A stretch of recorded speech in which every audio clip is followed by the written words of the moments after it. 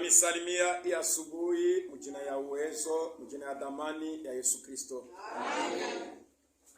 Nous sommes dans la joie de nous retrouver dans la maison de notre Père. Tuko na furaha ya kuwa mnyumba ya baba yetu. Amen. Il nous a protégés. Alitukinga. Il nous a gardés. Alituchunga. Et il a répondu à nos prières. Alijibia kwa maombi yetu. Et nous avons la foi que una imani ya kwamba ceux qui sont venus encore, wale wanakuya tena, qui ont des préoccupations, wenye kuwa na mangaiko, des requêtes, wenye kuwa na mahitaji, le même Dieu qui a exaucé à nos prières, Mungu moja moja ule alijibia kwa maombi yetu, il vous exaucera. hata nijibia tena. Que son nom soit glorifié. Jina lake litukuzwe. Nous avions le frère Jean-Marie, il était en lieu. Ndugu yetu Jean-Marie alipata kilio. Il s'est déplacé, il est parti à Kolwezi. Alifanya safari ya kwenda Kolwezi. Il est déjà parmi nous. Ashafika kati yetu. Il a perdu sa belle-sœur. Alipotesha semeki yake. Il était notre sœur. Ule alikuwa tena dada yetu. Et son grand frère resté de ce côté ici. Na mkubwa yake alikuwa anaikala ingambo. Donc notre sœur était décédée, on l'a enterrée, je crois, le jeudi. Dada yetu alikufa, balimujika na wazia ni mkajine. Le jeudi. Kajine. Et le frère Jean-Marie et la sœur sont déjà là. Ndugu yetu Jean-Marie na dada basharudia. Donc c'est mieux ce qui est passé, il faut aller les consoler. Ni mzuri kupita tena kubafariji. Le frère Emma aussi, il est déjà parmi nous. Ndugu Emma naye pia ashakurudia kati yetu. Nous remercions Dieu puisqu'il les a protégés. Tunapikia Mungu asante kwa sababu alibakinga. Nous devons passer à la maison pour les consoler. Tunapaswa pita kunyumba ndio kubafariji. Je vous invite debout pour la lecture de la parole. Nami alika mshimame kwa usomi wa neno.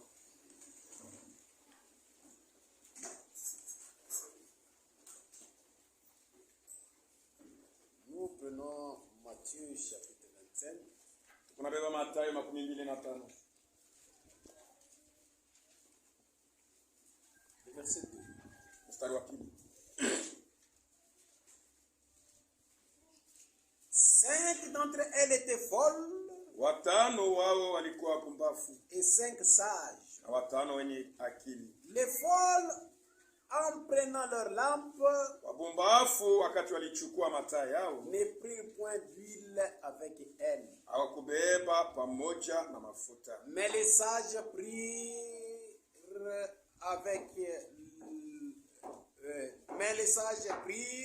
avec leur lampe de l'huile dans des vases. Lakini wenye hekima walibeba mafuta pamoja nao mchombo. Et Dieu ajoute la bénédiction à l'écriture de sa parole. Mungu aongeze mabaraka kusoma neno lake. Je vais chanter Nitawenda kukutana naye na ono na siku tumikia hata siku moja.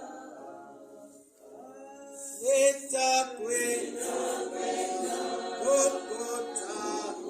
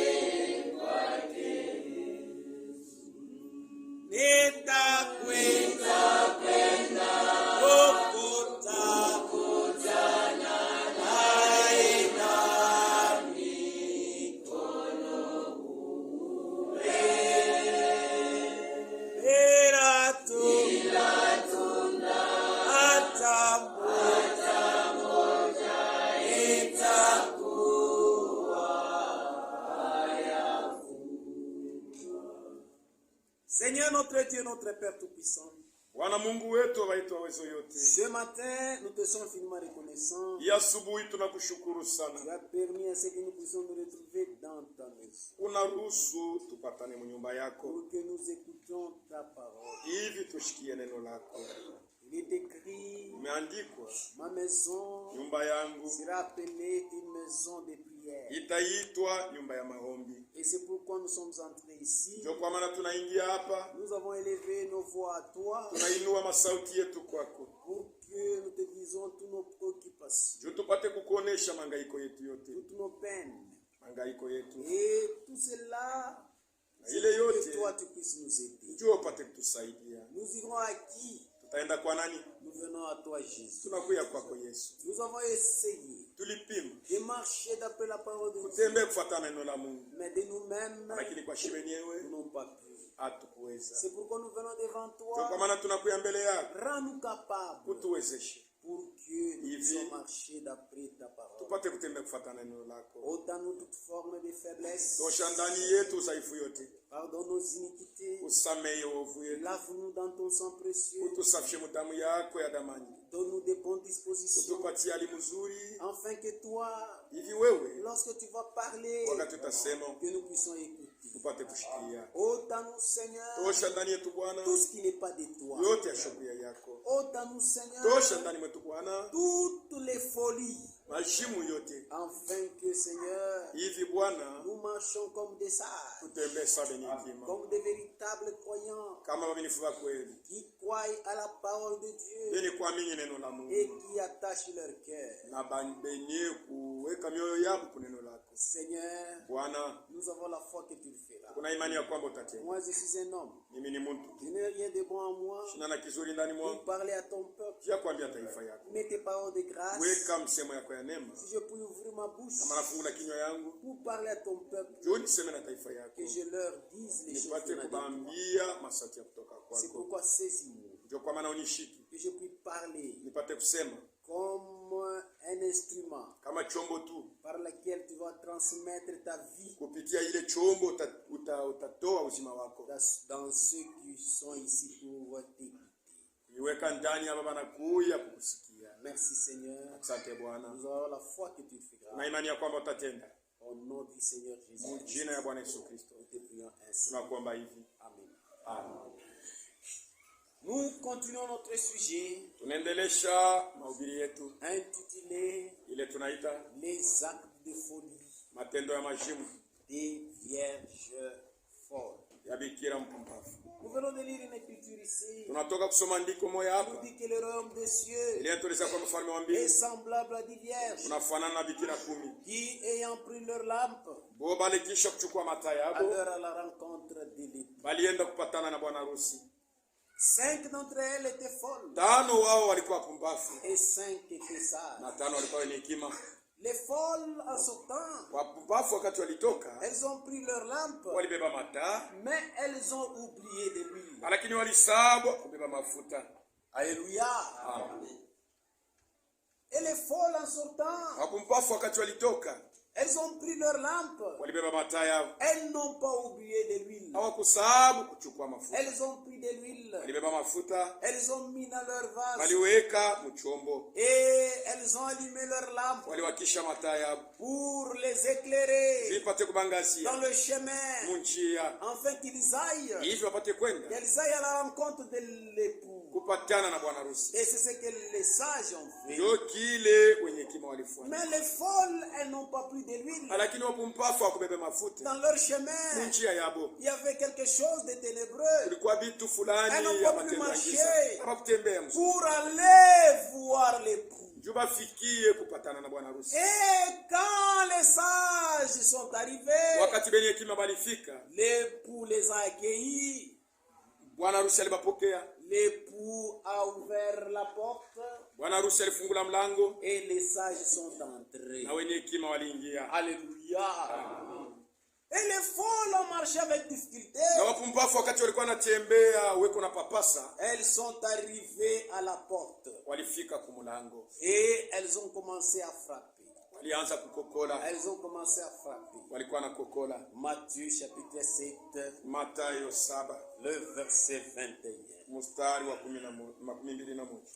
La Bible dit ceci. Yeye anasema hivi. Ceux qui me disent Seigneur, Seigneur n'entreront pas tous dans le royaume des cieux. Wote wenye kuniita Bwana Bwana wataingia wote mfalme. Mais celui-là seul qui fait la volonté de mon Père qui est dans les Lakini cieux. ule tu peke anakuwa anafanya mapenzi ya Baba yangu yuko mbinguni. Plusieurs me diront ces jours-là. Wengi wataniambia ka ile siku. Seigneur, Bwana, Seigneur, Bwana, n'avons-nous pas prophétisé par ton nom? basi hatukuhubiri mjina lako? N'avons-nous pas chassé les démons par ton nom? Basi hatukufukuza pepo mchafu kwa jina lako? N'avons-nous pas fait des miracles par ton nom? Hatukufanya miujiza mjina lako? Alors je leur dirai ouvertement, Tawaambia wazi, je ne vous ai jamais connu. simijui. Retirez-vous de moi, Mwende mbali na mie. vous qui commettez. Nyinyi watenda maovu. Alléluia. Elles sont arrivées. Walifika, Elles ont commencé à toquer. walianza kukokola. Seigneur, ouvrez-nous la porte. Bwana tufungulie mlango. N'est-ce pas, nous étions des croyants. Basi shia tukukwenda si pia waaminifu. Nous avons crié en ton nom. Tuliamini mjina lako. Nous avons chassé les démons. Tulifukuza pepo mchafu mjina lako. Puisque tous 10, Bote beko nasema. tous Kumi. 10 Bote 10 étaient des croyants. balikuwa waaminifu. Mais 5 étaient sages. Lakini watano walikuwa pumbavu. Mais 5 folles. Watano walikuwa wenye hekima. Et ils sont arrivés en retard. Wakati walifika saa La ishapita. porte fut fermée. Mlango ulikuwa ni Elles kufunguliwa. ont commencé à frapper. Wakaanza kukokola. Seigneur, ouvrez-nous. Bwana tufungulie. Seigneur, ouvrez-nous. Bwana tufungulie. Nous avons chassé les démons. Tulifukuza pepo mchafu mjina lako. Alléluia. Mes frères dans le Seigneur, Banduku yangu ndani ya Bwana. vous pouvez être ici Unaweza kuiapa avec votre don. na zawadi Vous yako. pouvez l'exercer. Unaweza kuitumikia. Parfois, peut-être c'est prêcher la parole de Mara Dieu. nyingine ni kuhubiri neno la Mungu. Parfois, vous pouvez guérir les malades. Mara nyingine unaweza kutunza wagonjwa. Parfois, vous pouvez aider les pauvres. Mara nyingine unaweza kusaidia maskini. Parfois, vous pouvez travailler dans la maison du Seigneur. Mara nyingine unaweza kutumika nyumba ya Bwana. Mais si vous n'accomplissez pas la volonté Kama de Dieu, utimize mapenzi ya vous Mungu, n'entrerez pas. hautaingia mbingu. Ceux qui vont Wale entrer, wataingia c'est mbingu seulement ceux qui ni accomplissent mpaka la bale volonté beko de Dieu. natimiza mapenzi ya Mungu. Et la volonté de Na Dieu, mapenzi ya Mungu c'est sa ni parole. neno lake. Alléluia. Et pour entrer dans Na le njia ya royaume des kuingia cieux, mfalme wa mbingu il faudrait que vous ayez de l'huile. inapasha ukuwe na mafuta. Et nous avons montré Na que tulionyesha kwamba l'huile, mafuta c'est le seulement du ni Saint-Esprit. ubatizo wa Roho Mtakatifu. Pour entrer dans le royaume des Tupate cieux, kuingia mfalme wa mbingu, il faudrait que vous soyez scellés du Saint-Esprit. unapashwa kutia muhuri wa Roho Mtakatifu. Alléluia.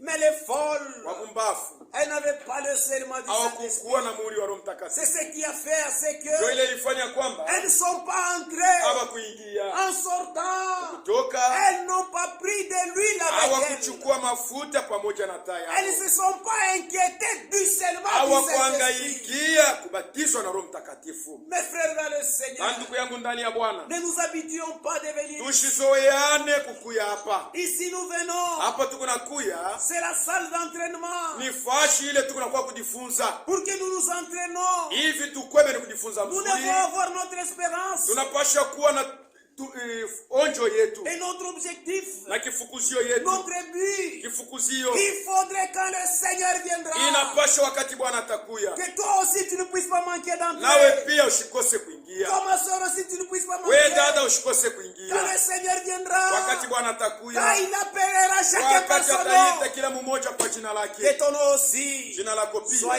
inscrit dans le livre de vie de ipate l'agneau. kuandikwa mkitabu ya mwana mkitabu ya uzima ya mwana kondoo. Alléluia. Amen. C'est alors qu'il va appeler. Jo pale ataita, Il va t'appeler toi aussi. atakuita na wewe Et toi pia, aussi tu monteras. na wewe pia utapanda, Tu y entreras. utaingia. Alléluia. Vous voyez? Naona Donc, le scellement du Saint-Esprit, muhuri wa Roho Mtakatifu c'est quelque chose qui est très, très, très capital. ni kitu moja kene kwa kia bei sana. C'est pourquoi nous vous poussons Jo kwa maana tuko na misukuma à faire l'expérience du Saint-Esprit. mupate kufanya onjo ya Roho Mtakatifu. Alléluia.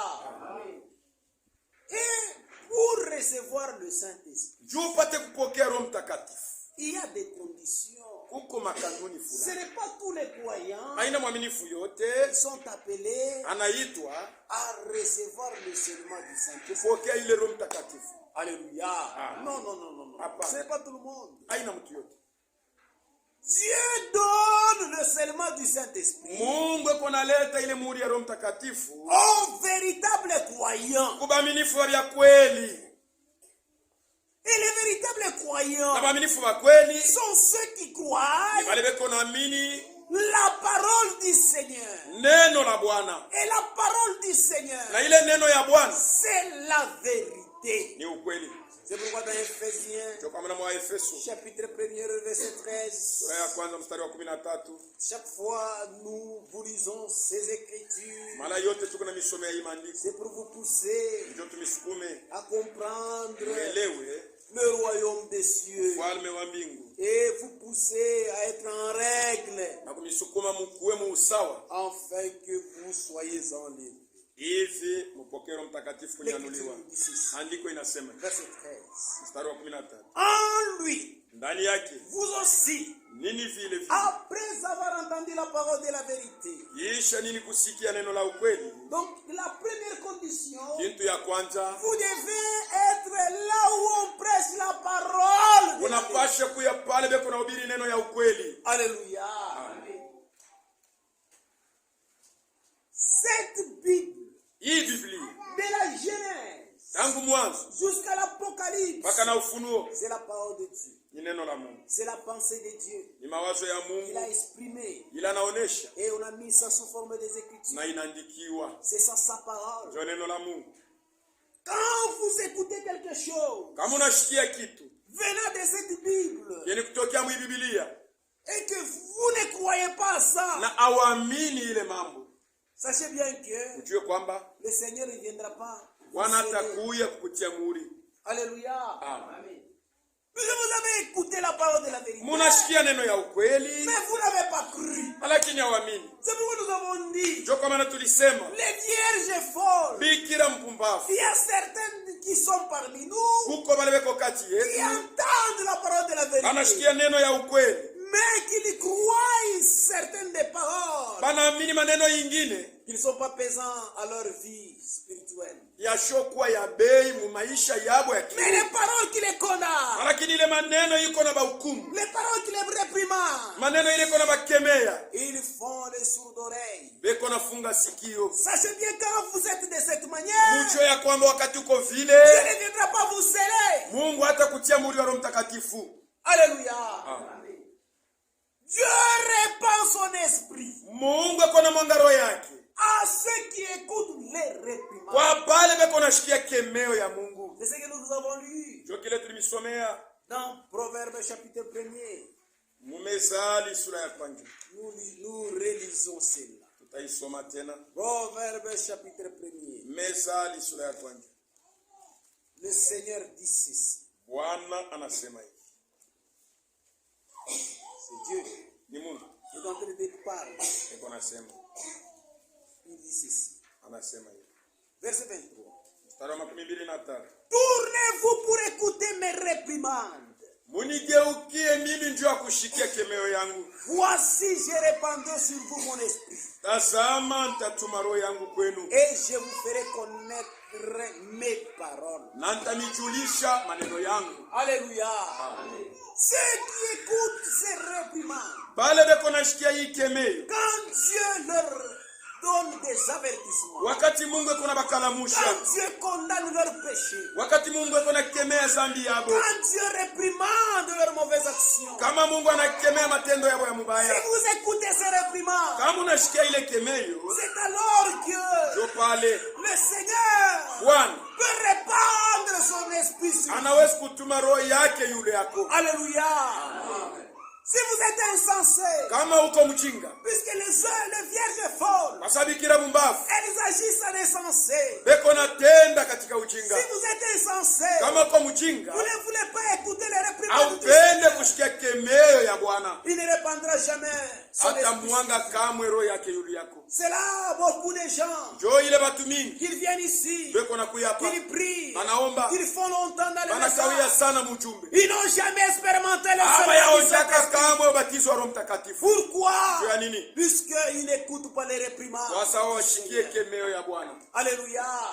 Vous voyez, Naona C'est pourquoi quand on vous donne des réprimandes, Ndio kwa maana wakati banakukemea, on vous donne des conseils, banakupatia shauri, les conseils de Dieu, shauri ya Mungu, vous devez écouter. unapaswa Si kuisikia. vous n'écoutez pas, Kama usikie, vous marchez en insensé. uko natembea kama mjinga. Ce sont des actes de Ni folie. matendo ya kumbafu. Ça fera ce que vous manquez le serment du Itafanya Saint-Esprit. ukose ubatizo wa Roho Mtakatifu. Alléluia. C'est pourquoi beaucoup d'entre nous, Ndio kwa maana mamingi kati ces yetu jours-là, ils seront surpris. ile siku watashtushwa. Peu n'importe ce que vous pouvez faire. Haizuri yote unaweza Vous kufanya. pouvez construire. Unaweza une kujenga maison de nyumba Dieu. ya Mungu. Vous pouvez prêcher, Unaweza kuhubiri, être pasteur, unakuwa être mchungaji, diacre, unakuwa shemashi ou faire n'importe quel service au divin. kufanya izuri katika nia ya Mais Mungu. si vous n'écoutez pas, Kama ushikii, quand le Seigneur vous réprimande, wakati Bwana kuna kukemea, vous continuez à agir selon unaendelea votre folie. kutenda kufuatana na mashimu yako. Sachez bien que Jue kwamba Dieu ne répandra jamais sur vous son Mungu esprit. atatuma roho yake kwako. Alléluia. Mes frères, nous venons nous préparer. Banduku yangu tu kuna kwa kutayarisha. Ce lieu ici, c'est un lieu de Hii préparation. fashi ni fashi ya kutayarisha. Alléluia. Le Seigneur a dit, Bwana alisema, n'abandonnez pas votre assemblée comme c'est la coutume de quelqu'un. musiache mkusanyiko Mais yenu si kama ni vous zoezi. continuez toujours, Kama unaendelea, vous êtes accoutumé de s'absenter unasobelea kulofa sana. pour vos travaux, Ya chacun, makazi yako ya shamba, pour vos travaux que vous faites. là. makazi yako yote ya kunafanya. Vous ne voulez pas écouter les réprimandes du Haupende Seigneur. kushikia kemeo ya Bwana. C'est vous-même où vous rendez un mauvais Ni service. wewe mwenyewe uko nalikosea. Dieu ne répandra jamais son esprit Mungu sur vous. atatuma roho yake kwako. Ces jours-là, vous serez surpris. Ile siku utashtushwa. Ce que nous vous disons, Hii kunamielezea ce sont les cris de minuit. ni lalamiko ya usiku Nous kati. vous disons, réveillez-vous. Tukunamielezea la mkeni. L'époux est à la porte. Bwana yuko kumulango. Cessez à agir selon la Mwache folie. kutenda kufuatana na ujinga. Sachez bien que Ujue kwamba si vous continuez de la kama sorte, unaendelea vivi, ces jours-là, vous serez surpris. ile siku utashtushwa. Vous allez commencer à frapper. Utaanza Vous kukokola. viendrez prier ici. Utakuya kuomba hapa. Mais ça sera tard. Itakuwa nyuma. Alléluia. C'est pourquoi Ndio kwa maana nous qui sommes ici, shebeni kwapa. nous avons le devoir, Tuko na ile kazi. quand le Seigneur nous réprimande, Wakati Bwana nous donne ses anatukemea, conseils, anatupatia shauri nous fait yake, connaître ses paroles, anatujulisha maneno nous yake, devons croire tunapasha kuamini. en lui. Ndani yake Vous aussi, nini pia, après avoir entendu la parole de la vérité, kisha mwe kushikia neno ya ukweli, l'évangile de votre salut, injili ya wokovu yenu. en lui vous avez cru. Ndani yake muliamini. Les sages, Penye hekima, quand ils entendent la parole de la wakati beko vérité, nashikia neno ya ukweli, quand ils entendent l'évangile, wakati beko nashikia injili, ils croient. beko naamini. Et quand ils Na croient, wakati banamini, vous avez été scellés du Saint-Esprit mulibatizwa na Roho Mtakatifu. qui avait été promis. Ile ilikuwa malako. Lequel est un gars Ile Roho Mtakatifu yenye kwa hakikisho de notre héritage ya urithi yetu. pour la rédemption. Juu ya C'est ukombozi ce que Dieu s'est acquis ya wale bote Mungu alichukua à la louange de sa gloire. kwa utukufu ya heshima yake. Mais les folles, Lakini wabumbavu elles écoutent beko nashikia la parole de la vérité. neno ya ukweli, Elles ne veulent pas agir selon la hawapende parole. kutenda kufuatana na neno, Elles continuent à agir selon la beko foi. naendelea kutenda kufuatana na mashimu. C'est pourquoi elles vont Juu kwa manquer maana batakosa le serment du Saint-Esprit. ubatizo wa Roho Mtakatifu. Alléluia.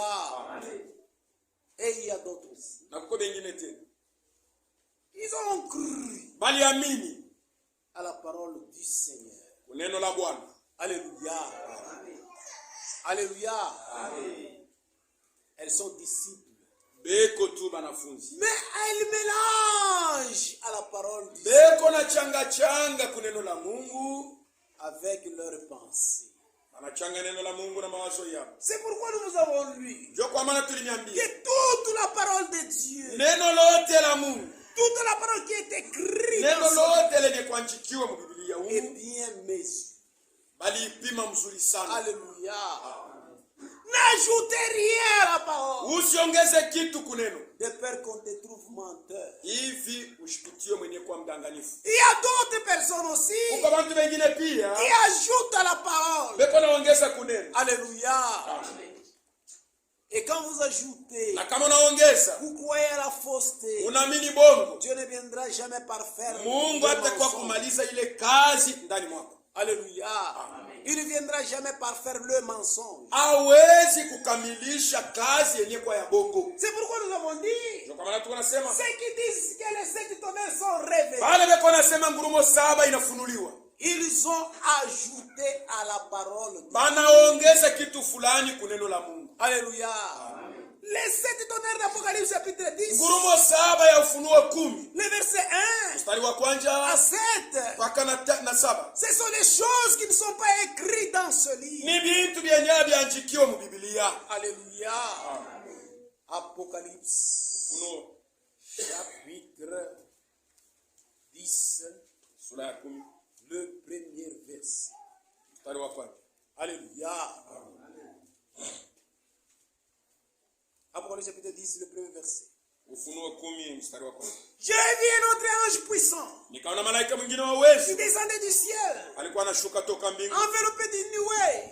anafunikwa na wingu, Au-dessus de sa tête na yule ya kichwa yake était l'arc-en-ciel, ilikuwa upindo wa vula, et son na visage uso yake était comme le soleil, ulikuwa kama vile jua, et ses pieds na mikulu yake comme la colonne de feu. kama nguzo ya moto. Il tenait dans sa main un petit livre ouvert. Mkono yake alikuwa na kitabu mwa kiloko ili kufunguliwa, Il posa son pied droit sur la mer akaweka mkulu yake ya ume pa bahari et son pied gauche sur la na terre. mkulu ya shoto pa dunia. Il criait d'une voix forte, Akatoa sauti mkubwa comme rugit un lion. kama vile simba anakuwa na Quand nguruma. il cria, Wakati alipaza sauti, les 7 tonnerres furent entendus. ngurumo 7 ilitoa sauti Et zao, quand les 7 tonnerres eurent fait na wakati entendre ngurumo leur voix, 7 ililia, j'allais écrire. nilikuwa tayari kuandika, Et j'entendis du ciel lakini kashikia toka mbingu une voix qui disait, sauti moja ilikuwa anasema, celle ce que dit les 7 tonnerres, tia muhuri kile ngurumo 7 inasema, ne l'écris pas. lakini usiandike. Et l'ange que je voyais debout Malaika yule nilikuwa naona mwenye kushima sur la mabwiba mer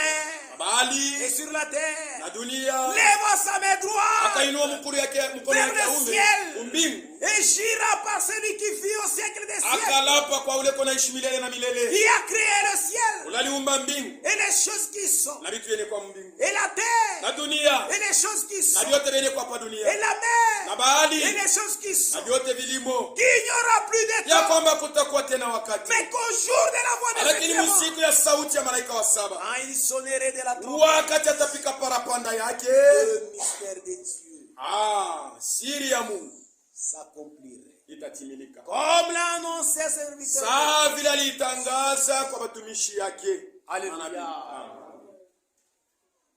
Mais là, il y en a des gens qui disent Uko bantu wengine beko nasema que ces écritures que nous venons de vous lire, hii maandiko tunatoka mkusoma ça s'est accompli dans notre temps. ilitimilika mu wakati yetu. Non et non et non et non. Hapana, hapana, hapana, C'est une mauvaise compréhension. ni kuelewa vitu mubaya sana. Alléluia. Amen. Et tous les gens qui croient de cette manière, Na bale bantu bote banamini muile namna ya vi ils ne seront pas scellés du Saint-Esprit. abatatiwa muhuri na Roho Mtakatifu. C'est pourquoi nous vous avons fait connaître Ndio kwa maana tulimijulisha que le 7e ange ya kwamba malaika wa 7 de cet âge des églises ya vizazi 7 vya kanisa n'a pas révélé cette écriture ici. akufunula hii andiko hapa. Alléluia. Puisque Dieu lui a donné l'opportunité de révéler tous les mystères. Kwa sababu Mungu alimupatia ruhusa ya kufunula masiri yote, Mais au sujet de cette tonnerre, lakini pa mambo ya ngurumo 7 d'Apocalypse chapitre 10, ya Ufunuo 10 le verset 4, mstari wa 4 il a dit que ce sont les choses qui ne sont pas écrites. anasema ni vitu vyenye haviandikiwe. Et William Marion Branham, Na William Mario Branham avant la révélation de cette chose, mbele ya kufunula mihuri 7 il a fait beaucoup de déclarations. Ça et là. alisema kwa vitu mingi sana kuangalia hii mambo ya Comme un ngurumo. homme, il pensait que Sasa mtu alikuwa anawazia kwamba les 7 tonnerres seront révélés dans les sceaux. ngurumo 7 itafunuliwa mu mihuri. Mais quand on lui a donné la révélation des sceaux, Wakati sasa ile mihuri 7 ilifunuliwa, et on lui a donné la révélation des premières sceaux, walimupatia ufunuo il ya pensait muhuri que wa peut-être kwanza, c'est dans le deuxième. aliwasia ni muhuri ya pili. On lui a donné la révélation des deuxième Anampatia sceaux, ufunuo ya muhuri wa pili, il pensait que c'est dans les troisième. aliwasia kwamba ni muhuri ya On tatu. lui a donné la révélation des Anampatia troisième sceaux, ufunuo ya tatu, il pensait que ça sera anawazia kwamba révélé itakuwa dans ni les mwaya quatrième. ine. Et on lui a donné la révélation des 4 anampatia garçons. ufunuo wa muhuri wa 4, Il pensait que ça serait révélé. anawazia inaweza kuwa muhuri wa 5. Quand on lui a donné la révélation des 5 Wakati garçons, walimpatia ufunuo wa muhuri wa il 5, pensait que ça serait dans les 6. aliendelea kuwazia kwamba itakuwa muhuri wa 6. Quand on lui a donné la révélation des 6 Wakati garçons, wanaleta ufunuo wa muhuri wa 6, on lui a dit que anamwelezea kwamba ce mystère-là de cette tonnerre, hii siri ya ngurumo 7 ce sont des choses qui ne peuvent pas être données à un homme. ni vitu vyenye haviwezi kuletewa kwa mtu. Alléluia.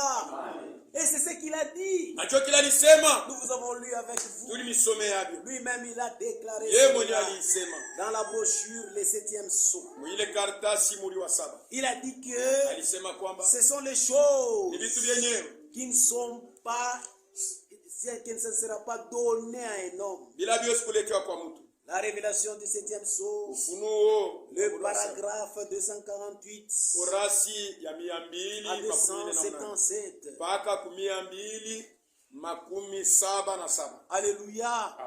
Il dit que ce sont des choses qui ne peuvent pas être données à l'homme. Anasema ni vitu vyenye haviwezi kuletewa kwa mwanadamu. C'est ce dont Jésus disait. Ndio ile Yesu alikuwa anasema Personne sur la terre, hakuna mtu hata hapa ni dunia les fils, au mwana ne connaît. ula anajua, Seul le Père connaît. mpaka baba tu ndio anajua. C'est pourquoi Ndio kwa maana Jean n'a pas écrit cela. Yohana kuiandika Ce sont des choses qui sont en envers du livre. ni vitu vyenye kwa kule nyuma ya kitabu. Alléluia. Amen.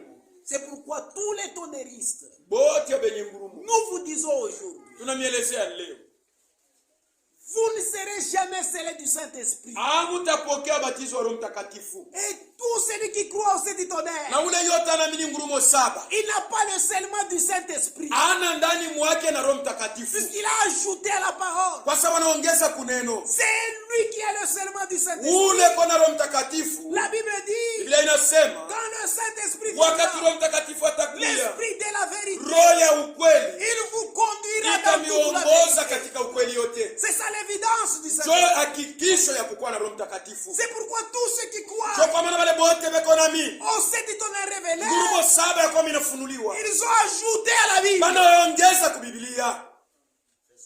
Alléluia. Et c'est pourquoi nous vous faisons connaître les Jo kwa maana tukume tunamijulisha masiri pour que vous compreniez. mupate kuelewa. Alléluia. Maintenant, Sasa en tant que des croyants, saba aminifu nous avons l'obligation tuko na shuti de comprendre les mystères de Dieu. ya kuelewa masiri ya Mungu. Alléluia. Parce que le Seigneur a dit Kwa sababu Bwana alisema dans Matthieu chapitre 11, Mathayo 11, il vous a été donné ilinipewa mnini de connaître les mystères du royaume. mupate kuelewa masiri ya ufalme. C'est pourquoi quand nous vous faisons connaître Jo les kwa maana mystères du kama royaume, tuko na mijulisha hii masiri ya ufalme, soyez prêts pour le recevoir, mukwe tayari kuipokea pour comprendre na kuielewa ce que le Seigneur nous dit. ile par ces Bwana eko nasema kupitia ile mnasikia. Alléluia. C'est pourquoi vendredi, Jo kwa maana mkazitana nous vous avons fait connaître ce mystère. tulimijulisha hii masiri. Apocalypse chapitre 10, Ufunuo 10 le premier verset mstari wa kwanza jusqu'au 7e verset. mpaka wa 7. Nous avons dit ceci. Tulisema Jean avait vu un ange puissant. Yohane aliona kama malaika wa Il uwezo, descendait du ciel, alikuwa anashuka toka mbinguni, enveloppé d'une nuée. wala anafinikwa na wingu, Au-dessus de sa tête était na l'arc-en-ciel. yule ya kichwa yake palikuwa upindo wa mvula, Et son visage était comme le na soleil. uso yake ilikuwa na ngala kama jua, Et ses pieds comme la colonne du feu. na mikulu yake ilikuwa yenye kuwaka kama nguzo ya moto. Il avait vu d'abord cet ange. Alionaka huyu malaika mbele. Alléluia. Scripturellement, Kwa maandiko l'ange puissant. malaika wa uwezo, Et nous avons dit nous avons montré qui sont les anges. tulionyesha malaika ni manani. Alléluia. Nous avons dit que Tulisema kwamba les anges, malaika ce sont les esprits ni maro de Dieu. ya Mungu, Alléluia. Que Dieu les envoie wale Mungu ako natuma pour donner un message. wapate kuleta ujumbe. Alléluia. Amen. À ceux dont le salut les est déjà réservé. Kwa bale okovu imekwisha batayarishia. C'est ce que nous avons dit. Ndio ile tulisema. Nous avons lu cette écriture dans Hébreu. Tulisoma ile andiko mwa Hebrania. Alléluia. Amen. Nous avons montré quels sont des anges. Tulionesha vile malaika Ce sont vile des esprits qui sont dans la main de Dieu. ni maro yenye kwa mikono ya Dieu Mungu, les envoie sur la surface de na la Mungu terre yuko na batuma juu ya dunia pour exercer un ministère donné. juu bapate kutumia huduma fulani. Alléluia. À ceux dont le salut les est déjà destiné. kwa bale bote balikuwa tayari kupokea wokovu. Alléluia. Nous vous avons dit ceci. Tulielezea hivi. Alléluia. Quand Dieu prend son esprit, Wakati Mungu kwa nabeba roho yake, il met ça dans un corps humain. anaiweka mwili ya mtu. Alléluia. Et cet homme-là Na ule mtu va annoncer un message. ataenda kutangaza ujumbe. Alléluia. Quelque part. Fashi fulani. Ou annoncer un message. Au kutangaza ujumbe. À un enfant de Dieu. Kwa mtoto wa Mungu. Alléluia. Cet homme-là, Ule mtu on va l'appeler l'ange. batamuita malaika. Alléluia. C'est pourquoi Kwa maana Apocalypse chapitre 3, Mufunu vous allez voir, mtaona kwamba on dit écrit à l'ange de l'église telle de Laodicée. banasema anjikia malaika wa kanisa, malaika tuseme wa Laodikia. L'église de Sardes. Kanisa ya Sardi. Alléluia. C'était des hommes. Balikuwa ni bantu. Alléluia. C'était des esprits. Ilikuwa ni maro. Alléluia. Que Dieu plaçait dans un homme. Ile Mungu alikuwa anaweka mumuntu. Qu'ils allaient dans un ange. Inenda mkizazi fulani. Pour proclamer un message. Tulipate kutangaza ujumbe fulani. Alléluia. Et nous vous avons dit dans la vie. Na tulimisomea hayo mwagai. Comme prophète, Sawa nabii. il devait donner un message. Alipasha uleta ujumbe. On pouvait l'appeler aussi l'ange. Alipasha muita na malaika. Alléluia. Vous voyez? Unaona? Et Dieu dans sa souveraineté, Na Mungu muhuru yake il veut prendre ses esprits. anaweza kubeba hii maro. Il met ça dans un corps théophanique. Anaiweka mwili ya roho. Alléluia. Pour annoncer un message. Juu ipate kutangaza ujumbe fulani. Même à quelqu'un. Hata kwa mtu. Et cet homme-là qui annonce. Na ule mtu yuko natangaza Ce message dans le corps théophanique. ile ujumbe mwili ya roho. On peut l'appeler un ange. Anaweza kumuita malaika. Par exemple. Kwa mfano. Comme l'ange Gabriel. Sawa vile malaika Gabriel. Alléluia. Amen. Alléluia. Amen. Et quand il est allé sur la terre, Na wakati alienda kwa dunia, on avait vu l'homme Gabriel. tuliona mtu Un Gabriel. homme qui est comme ça. Mtu mwenye kwa Mais son corps lakini mwili yake n'était pas le corps semblable à l'autre. haina mwili ya nyama na damu sasa hivi C'était un tuko corps nayo. théophanique. Ilikuwa ni mwili ya kiroho. Et Gabriel a annoncé un Na message. Gabriel alileta ujumbe Mungu Je te alimpatia salue Marie. na kusalimia Et ce Maria. message, Na ile ujumbe Marie a reçu. Maria alipokea. Cet homme-là était un ange. Ule mtu alikuwa ni malaika. Ici, Sasa hapa quand vous voyez cette écriture, kama unaona hii andiko, Jean avait vu un ange puissant. Yohana aliona malaika wa uwezo. Alléluia. Ni rien d'autre que l'ange de l'éternel. Ule malaika wa uwezo hawezi kuwa mtu mwingine isipokuwa tu malaika wa milele yeye. Alléluia. Dans l'Ancien Testament, Mwagano la kale, quand on parle de l'ange de l'éternel, kama banasemea mambo ya malaika wa milele, c'était l'éternel lui-même. ilikuwa ni wa milele yeye mwenyewe. Il prenait le corps théophanique. Alikuwa anabeba mwili fulani ya roho, Il descendait lui-même anashuka yeye mwenyewe pour donner un message. apate kuleta ujumbe kwa watumishi yake. Et on l'appelait l'ange de l'éternel. Balikuwa anamuita malaika wa milele. Alléluia. Il pouvait prendre un autre corps. Aliweza kubeba mwili ingine. Alléluia. Il descend. Anashuka, Et il donne un message. analeta ujumbe. Alléluia.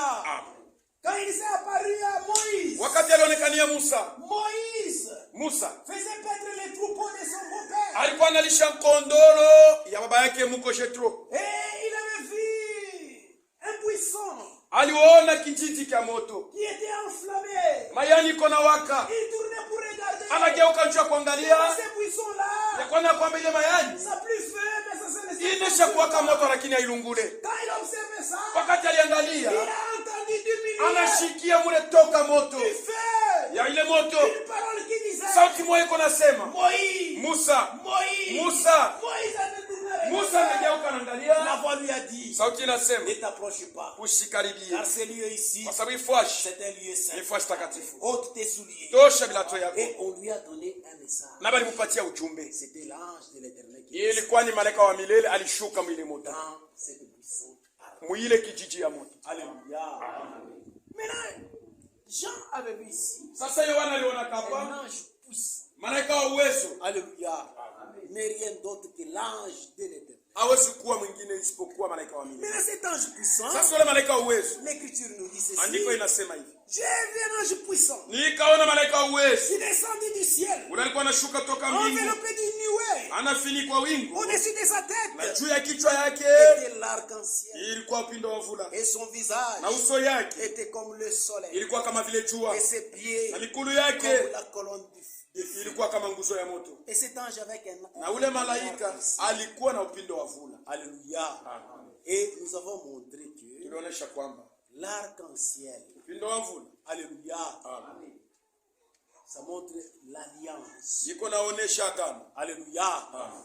Selon Genèse chapitre 9, Fatana na Ufunuo 9 les versets 8 à 17. mstari wa 8 mpaka 17. Alléluia.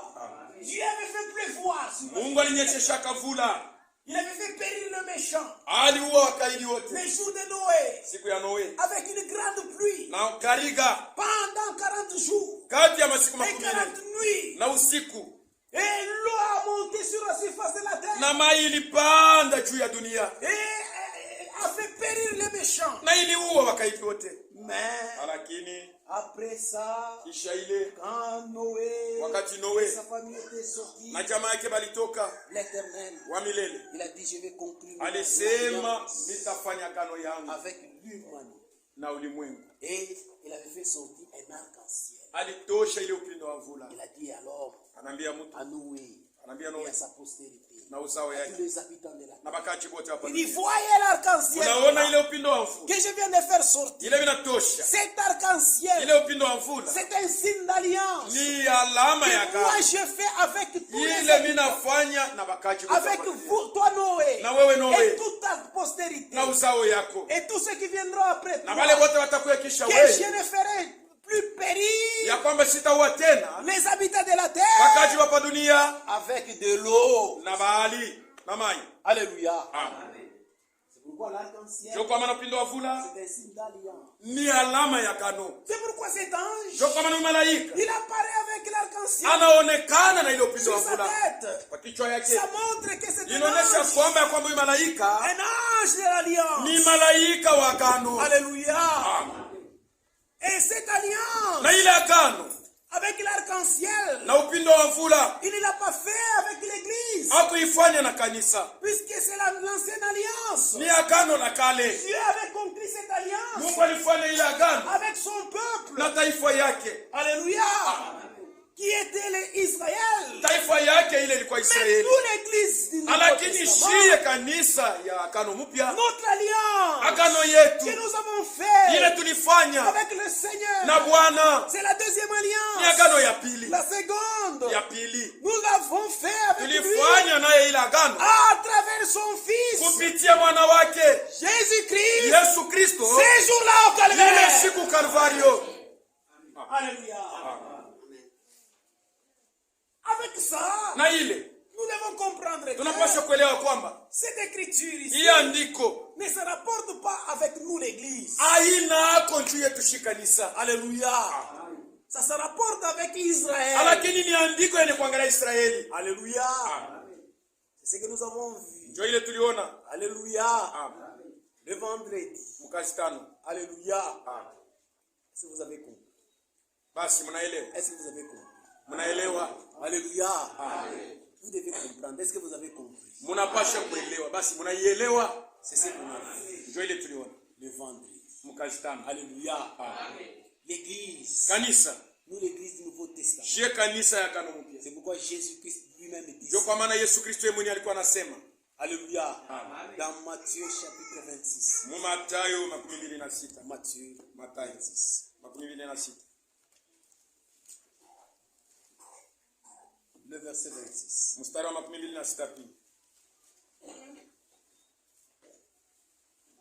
Pendant qu'il mangeait, Na wakati walikuwa nakula, Jésus prit du pain. Yesu akachukua mkate, Après l'avoir rendu grâce, kisha kushukuru, il le romput akaivunja et le donna à ses disciples. na kupatia wanafunzi wake Adizan. na kusema, Prenez, bebeni, ceci est mon corps. hii ni mwili wangu. Il prit ensuite une coupe Akabeba tena kikombe, et après l'avoir rendu grâce, kisha kushukuru, il leur donna en disant, akawapatia akisema, buvez-en tous, kuneni bote, car ceci kwa sababu hii est mon sang, ni damu yangu, le sang de l'alliance, damu ya agano, qui est répandu pour plusieurs, ile inamwangika juu ya watu wengi pour la rémission des péchés. ya ondoleo ya dhambi. Alléluia. Amen. Dans la seconde alliance, Mwagano ya pili nous avons le sang. tuko na damu. Dans la première alliance, Mwagano ya il y kwanza avait le sang. kulikuwa damu pia. Dans la première alliance, Mwagano ya kwanza c'était l'alliance que Dieu a conclue avec son peuple, ilikuwa ni agano ile Mungu alifanya na taifa yake Israël. Israeli. Et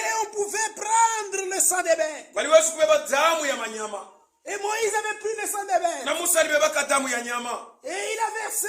Alimwanga. Il aurait dit, Anabambia c'est le sang de l'alliance. ni damu ya agano. Mais dans la seconde alliance, Lakini mwagano ya pili Christ lui-même, Kristo ye il mwenyewe est venu avec son propre sang. alikuwa na damu yake. C'était dans la seconde Ni alliance. kusema mwagano ya pili Le Dieu tout-puissant, Bwana Mungu awezo yote. c'est lui qui habite dans une lumière. Ule kona ikala mwile mwangaza mtu hawezi kuingia. Il a pris un corps humain. Alibeba mwili ya mtu. Il a marché sur les auteurs de la terre. Alitembea juu ya dunia. Et pour nous Na sauver, juu ya kutuokoa. il a donné sa vie. Alitoa uzima wake. Son sang était versé. Damu yake ilimimiwa. C'est dans ce sang-là, Ni ile damu. le sang de l'alliance, Damu ya agano. que moi et vous, Jomule wewe na mimi. nous avons eu la Tulipokea. rémission de nos péchés.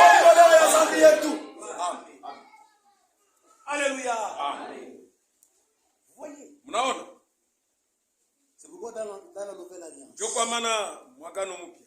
c'est Jésus, Ni Yesu. alléluia, qui a versé son sang. Ndio alimwanga damu yake. Son sang, Damu yake. nous devons prendre cela. Tunapaswa kuchukua. Chacun doit prendre le sang de Jésus Kila mtu anapaswa kuamini ile et damu ya Yesu l'appliquer dans sa vie. na kuitikia maisha yake. Et l'appliquer dans sa vie. Kuiweka maisha yake. Alléluia. C'est un sang puissant. Ni damu ya uwezo. Le sang de Jésus. Damu ya Yesu. Alléluia.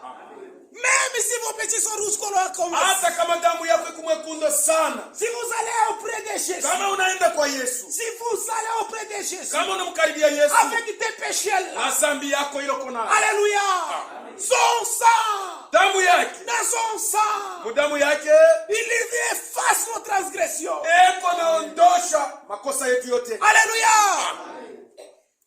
Beaucoup de gens Bantu mingi ne sont pas délivrés abakombolewe de leurs péchés.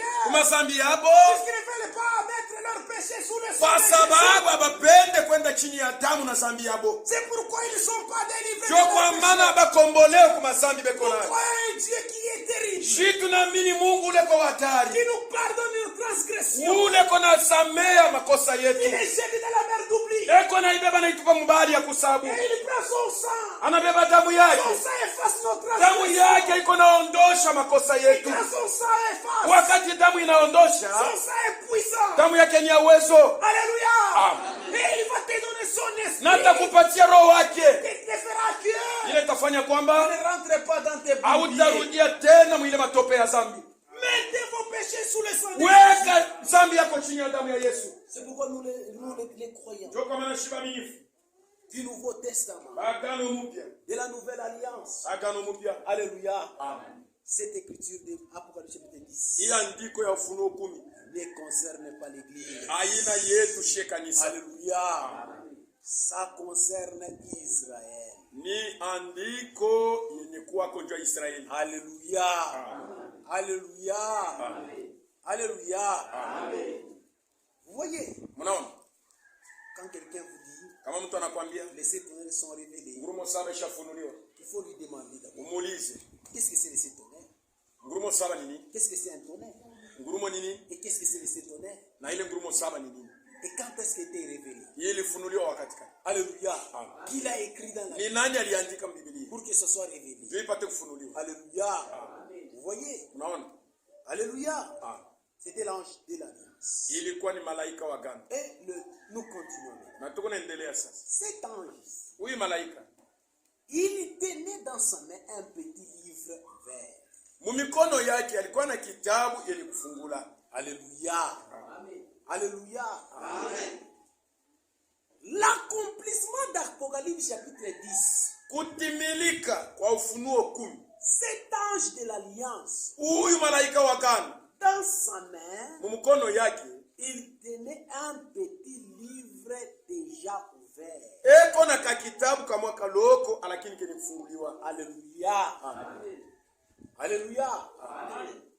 C'est-à-dire, Ni kusema cette écriture, pour bien comprendre, hii andiko ndio pata kuelewa mzuri. ça s'accomplira Itatimilikaka après qu'on a déjà ouvert Kisha bokufungula ile kitabu. le petit livre qui était scellé, Kale ka kitabu kalikuwa kenikutia mihuri 7.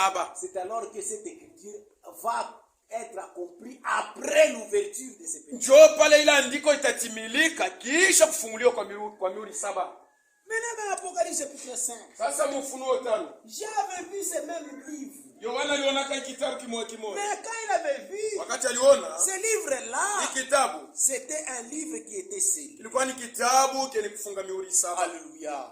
Apocalypse chapitre 5, le premier verset. Ufunuo 5 mstari wa kwanza. Oui, j'ai vu dans la main droite de celui qui était assis sur le trône Kisha nikaona mkono wa uume ya ule alikuwa amenikala pa kiti ya enzi. un livre écrit au-dedans Kitabu kenye kuandika ndani et en dehors, na nje scellé de cette sorte. kenye kufunga mihuri 7. Alléluia. Amen.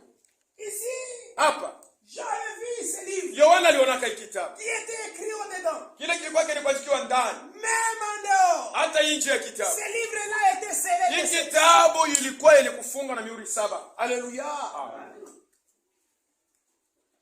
Ce livre n'est rien d'autre que le livre de la Hii rédemption. kitabu hana kitabu kingine isipokuwa tu kitabu ya ukombozi. C'était écrit au-dedans Kwani kuandika ndani et en dehors, na nje scellé de cette sorte. yenye kutia mihuri 7. Alléluia. J'en ai vu ça. Yohana aliona. Alléluia. Et j'ai vu un ange puissant Nikaona malaika wa uwezo. qui criait d'une voix forte. Ule alikuwa anatoa sauti Qui mkubwa. est digne Inanyana stahili d'ouvrir les livres kufungula kitabu et de rompre les sceaux. na kuvunja mihuri. Et personne dans le ciel, Hakuna mtu hata mmoja ni sur la terre, au pa dunia ni sous la terre, hata chini ya ne dunia. peut ouvrir les livres. Ule alistahili kufungula Ni kitabu les regarde. hata kukitazama tu. Alléluia. Amen. Les livres de la rédemption. Ile kitabu ya ukombozi. Qui était digne. Ni nani alistahili? Alléluia. Sur la terre, personne. Pa dunia hakukuwa mtu. Alléluia. On avait vu Abraham. Aliona Abraham. Abraham n'était pas digne. Abraham hakustahili. Alléluia. Pourquoi Juu ya nini? Abraham n'était pas digne? Abraham hakustahili. Abraham, il a menti aussi. Alilandakana. Alléluia. Il était affamé. Alikuwa na njala. Il est sorti avec Anatoka sa femme. na bibi yake. Il a dit que ne dis pas que je suis ton mari. Ushambie bantu asema niko bwana yako. Dis que je suis ton frère. Sema ya kwamba niko ndugu yako. Amen. Amen. Et quand ils sont arrivés, Na wakati walifika, on a dit, celui-ci c'est qui? wewe ni nani? Non. Et celui-ci c'est qui? Alafu wewe ni nani? C'est mon frère. Ni ndugu yangu. Oh, est-ce que je peux prendre ta soeur comme époux? Mimi naweza kuoa dada yako kama bibi. Il n'y a pas de problème. Hakuna mambo. Il a fait marier son épouse Anapeleka bibi yake bamuoe. et on lui a donné même la dot. Banamupatia na mahali. Alléluia. Et cet homme-là a pris Ule mtu anabeba bibi Abraham. kwa Abraham. La nuit, Usiku avant de coucher avec elle, mbele ya kumkaribia, le Seigneur a intervenu. Bwana anashuka. Ne commets pas de tel un si grand péché. Usifanye hii dhambi mkubwa sana. La femme que tu as là, Ule mke uko c'est la naye femme de mon ni serviteur. mke wa mtumishi wangu. Alléluia. Va le remettre. Wewe ndo mrudishe. Et il est allé. Anarudia. Pourquoi tu m'as trompé? Jani toi? unanyilanda. Tu m'as trompé. Unaidanganya. Seigneur, tu connais. Bwana unajua. Moi, j'ai agi Mimi avec natenda sincérité du cœur. kufuatana na moyo wangu mweupe. Mais lui, il m'a trompé. Lakini yeye alinidanganya. Et pourquoi tu m'as trompé? Jani nini ulidanganya? Et toi, Na wewe et ta na femme, bibi yako. et ce que je t'ai donné Na comme vile dot, mshakupatia ile mjoi vingine. et serviteur, allez Na sortir. watumishi mtokeni. Abraham est sorti. Abraham anatoka. Alikuwa masikini. C'était un pauvre. Ashakuyasha. Là, il avait beaucoup de biens. Ashakuyasha. Il était plein maintenant de Ashakubaba nkondolo. Il avait des d'agneaux. Uongo anapatia. Par le mensonge. Abraham n'était pas dit. Abraham De hakustahili prendre les ya livres kubeba et de kitabu rompre les na sceaux. kuvunja mihuri. On a regardé Wanaangalia du temps de Moïse. wakati ya Musa. Moïse n'était pas dit. Musa hakustahili. Pourquoi? Juu ya nini? Il était colérique. Alikuwa kasirani. Dans la colère de Moïse, Mkasirani ya le Musa. Seigneur a dit, Bwana anasema, comme tu as agi avec colère, Savyo litenda na je kasirani. te dis, Ninakuelezea. regarde le pays Angalia promis, nchi ya Malako. tu n'entreras pas. Hautaingiliamo. Moïse n'était pas dit. Musa hakustahili.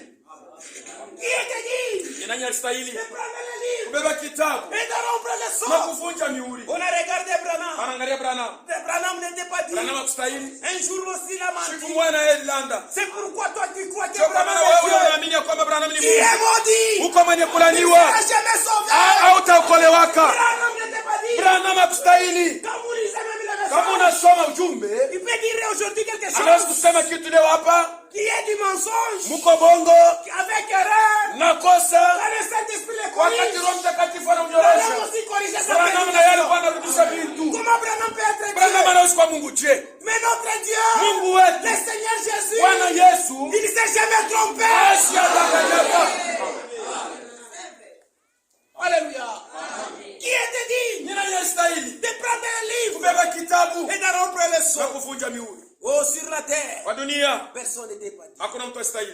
Dans le ciel, Mbingu personne n'était pas dit. mtu akustahili. Pourquoi? Juu ya nini? Puisque les anges Malaika ne sont pas les si proches parents que l'homme. abana banduku bakaribu na muntu. Alléluia. Amen. Les gens pleuraient. Na Yohana alilia. Ils pleuraient. Yohana alilia. Et c'est qu'il n'y avait personne qui était dit Bila kukukua mtu alistahili de prendre le livre kubeba kitabu et d'en rompre le na son. kuvunja mihuri. Et je pleurais beaucoup. Nililia sana. Mais c'est que personne ne fait trouver Kwa Dieu hivyo hakuna mtu alistahili d'ouvrir le livre kubeba kitabu et de kufungua le regarder. hata Et kukitazama. l'un des vieillards Na me mmoja wa dirait, basi ne akanielezea, pleure point, Jean. hapana kulia Yohane, Voici le lion tazama de la simba tribu de wa Juda, kabila ya Yuda, le rejeton de David. ule chipuko ya Daudi Il a vaincu alishinda pour ouvrir le juu apate livre. kufungula kitabu Et c'est na ça. mihuri yake.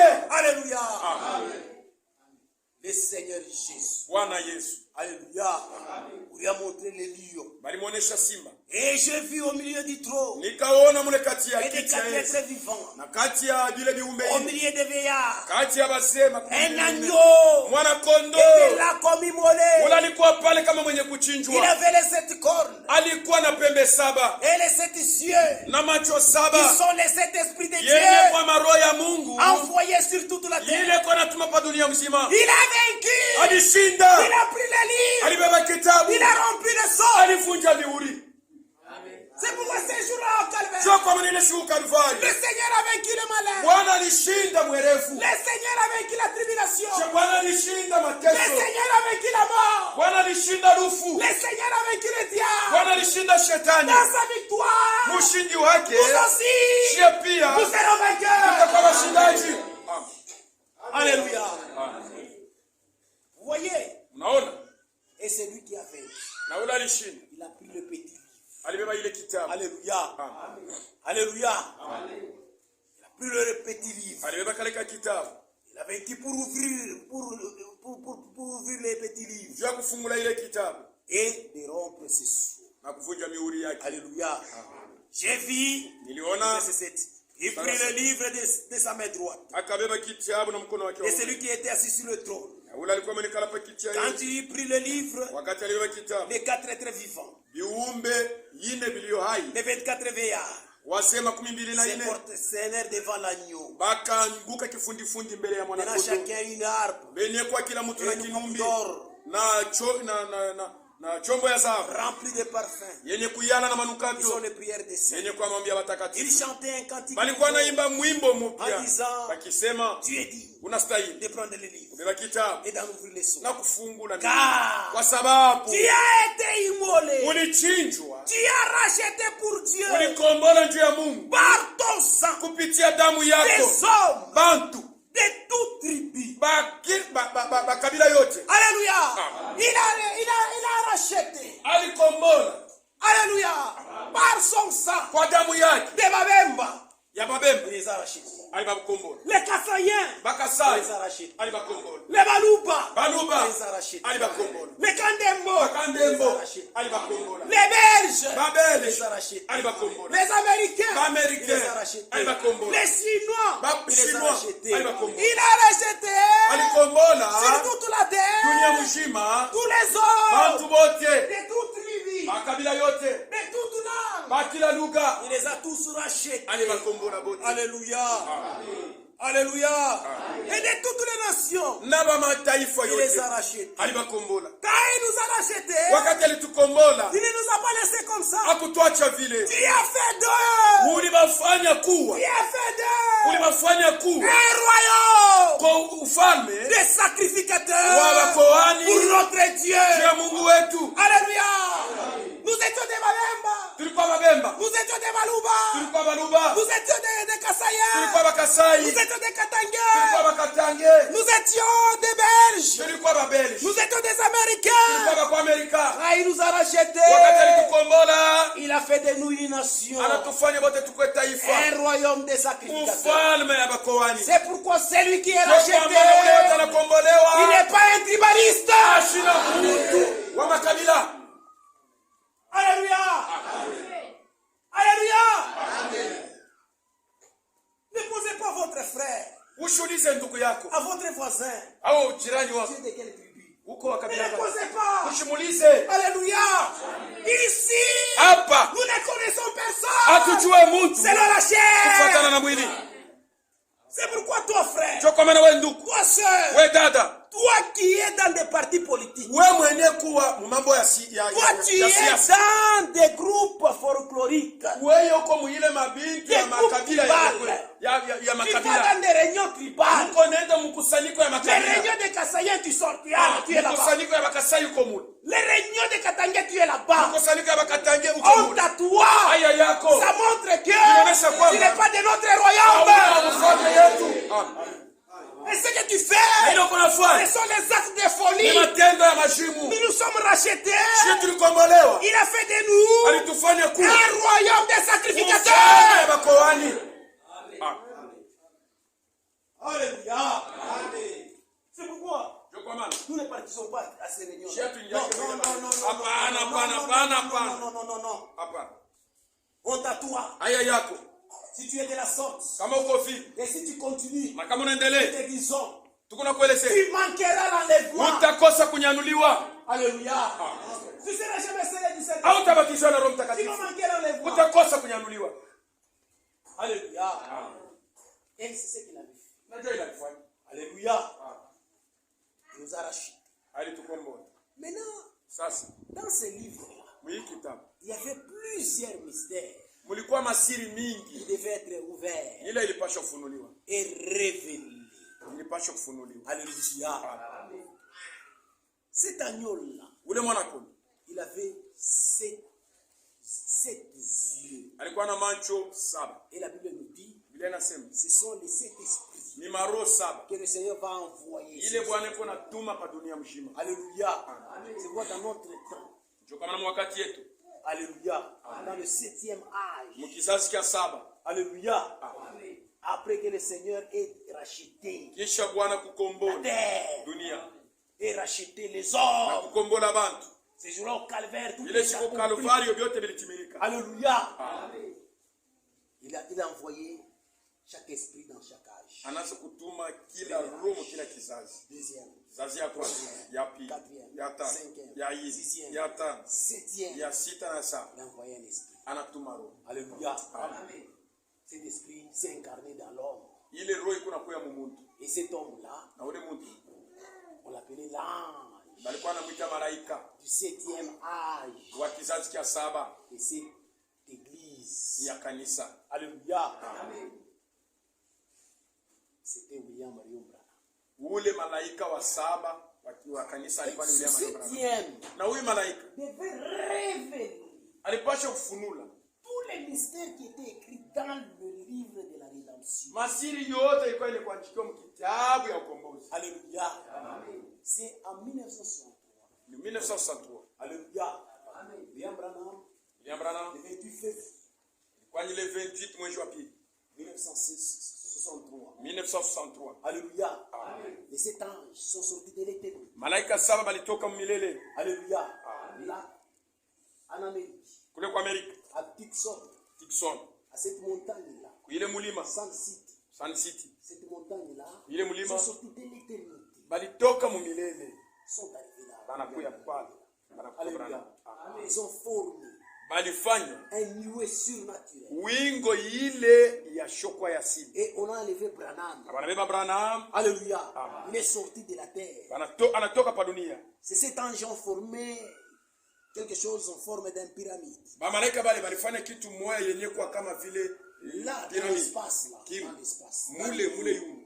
Et Branham fut enlevé de Na la terre. Branham balimutosha chini, Et il est monté anapanda Et il s'est retrouvé panakutana entouré par les 7 anges. kati ya bale ba malaika bale bote saba. Et Branham les regarde. Na Branham alikuwa anabangalia. Et c'est lui qui l'intéressait. Na ule alikuwa sahihi anavuta angalisho yake. Un ange Malaika qui avait un arc. ule alikuwa Qui portait comme quelque chose qui semblait un arc. alikuwa mnikufanya kitu moja kilikuwa kama vile upinde. Alléluia. Et Branham s'intéressait beaucoup à cet ange. Branham alikuwa sana eko na mwangalia ule. Et après on lui a dit, Na kisha wanamwambia nous sommes venus tunakuya de la part du Seigneur. kutoka Bwana. Tu vas rentrer Utarudia parce que tu dois révéler kwa sababu unapasha kufungula les mystères qui sont écrits dans masiri les kwenye sept. kuanjikiwa umihuri 7. Alléluia. Amen. Et c'est la photo là. Na njoo ile picha Et vous voyez uko naona beaucoup des églises qui makanisa mingi Branham, liko na ile na mimi Branham ils mettent cette photo. liko na weka ile picha. Ça s'est accompli dans notre temps. Ilitimilika mwakati En 1963, mu le 1963 28 février, le 28 février là en Amérique, kule kwa Amerika il y avait beaucoup de gens qui voyaient ça. kulikuwa bantu mingi walikuwa naangalia. Voyez mes frères. Unaona bantu Même à l'école, on avait fait sortir. hata mu masomo balitoshaka bantu. Sortez. Tokeni Il y a quelque chose de surnaturel qui uko se kitu passe. fulani kiko nafanyika Les gens kila kile cha kawaida. photographiés. Bantu balibamba mapicha. On avait vu que c'est quelque chose de surnaturel. Waliona ya kwamba ni On a kitu kimoja publié cha même dans les kawaida. journaux. Bali itangaza ile mambo hata makaratasi. Et après, Na kisha cet accomplissement, timilika kwa ile la vision que le prophète avait vue, kwa ile ono na gari wana. il avait révélé des mystères qui s'étaient écrits dans ce petit livre. Alipasha kufunula ile masiri ilikuwa ni kuandikiwa mu kitabu. Alléluia. Des petits livres qui étaient scellés de cette sorte. Kale ka kitabu kalikuwa kilifunga na neno Et saba. il les a révélés. Alifunula Première chose, deuxième, ule wa kwanza, troisième, wa pili, wa tatu, wa nne, cinquième, wa tano, sixième. wa sita. Et en arrivant au septième, Wakati alifika mwezi wa saba cette révélation ne va être donnée. ya kwamba hiyo ufunuo hatusipatia mtu. Alléluia. Et Branham a révélé 6. Branham alifunula mihuri 6. Et le septième n'a pas révélé. Ile ya saba. Alléluia.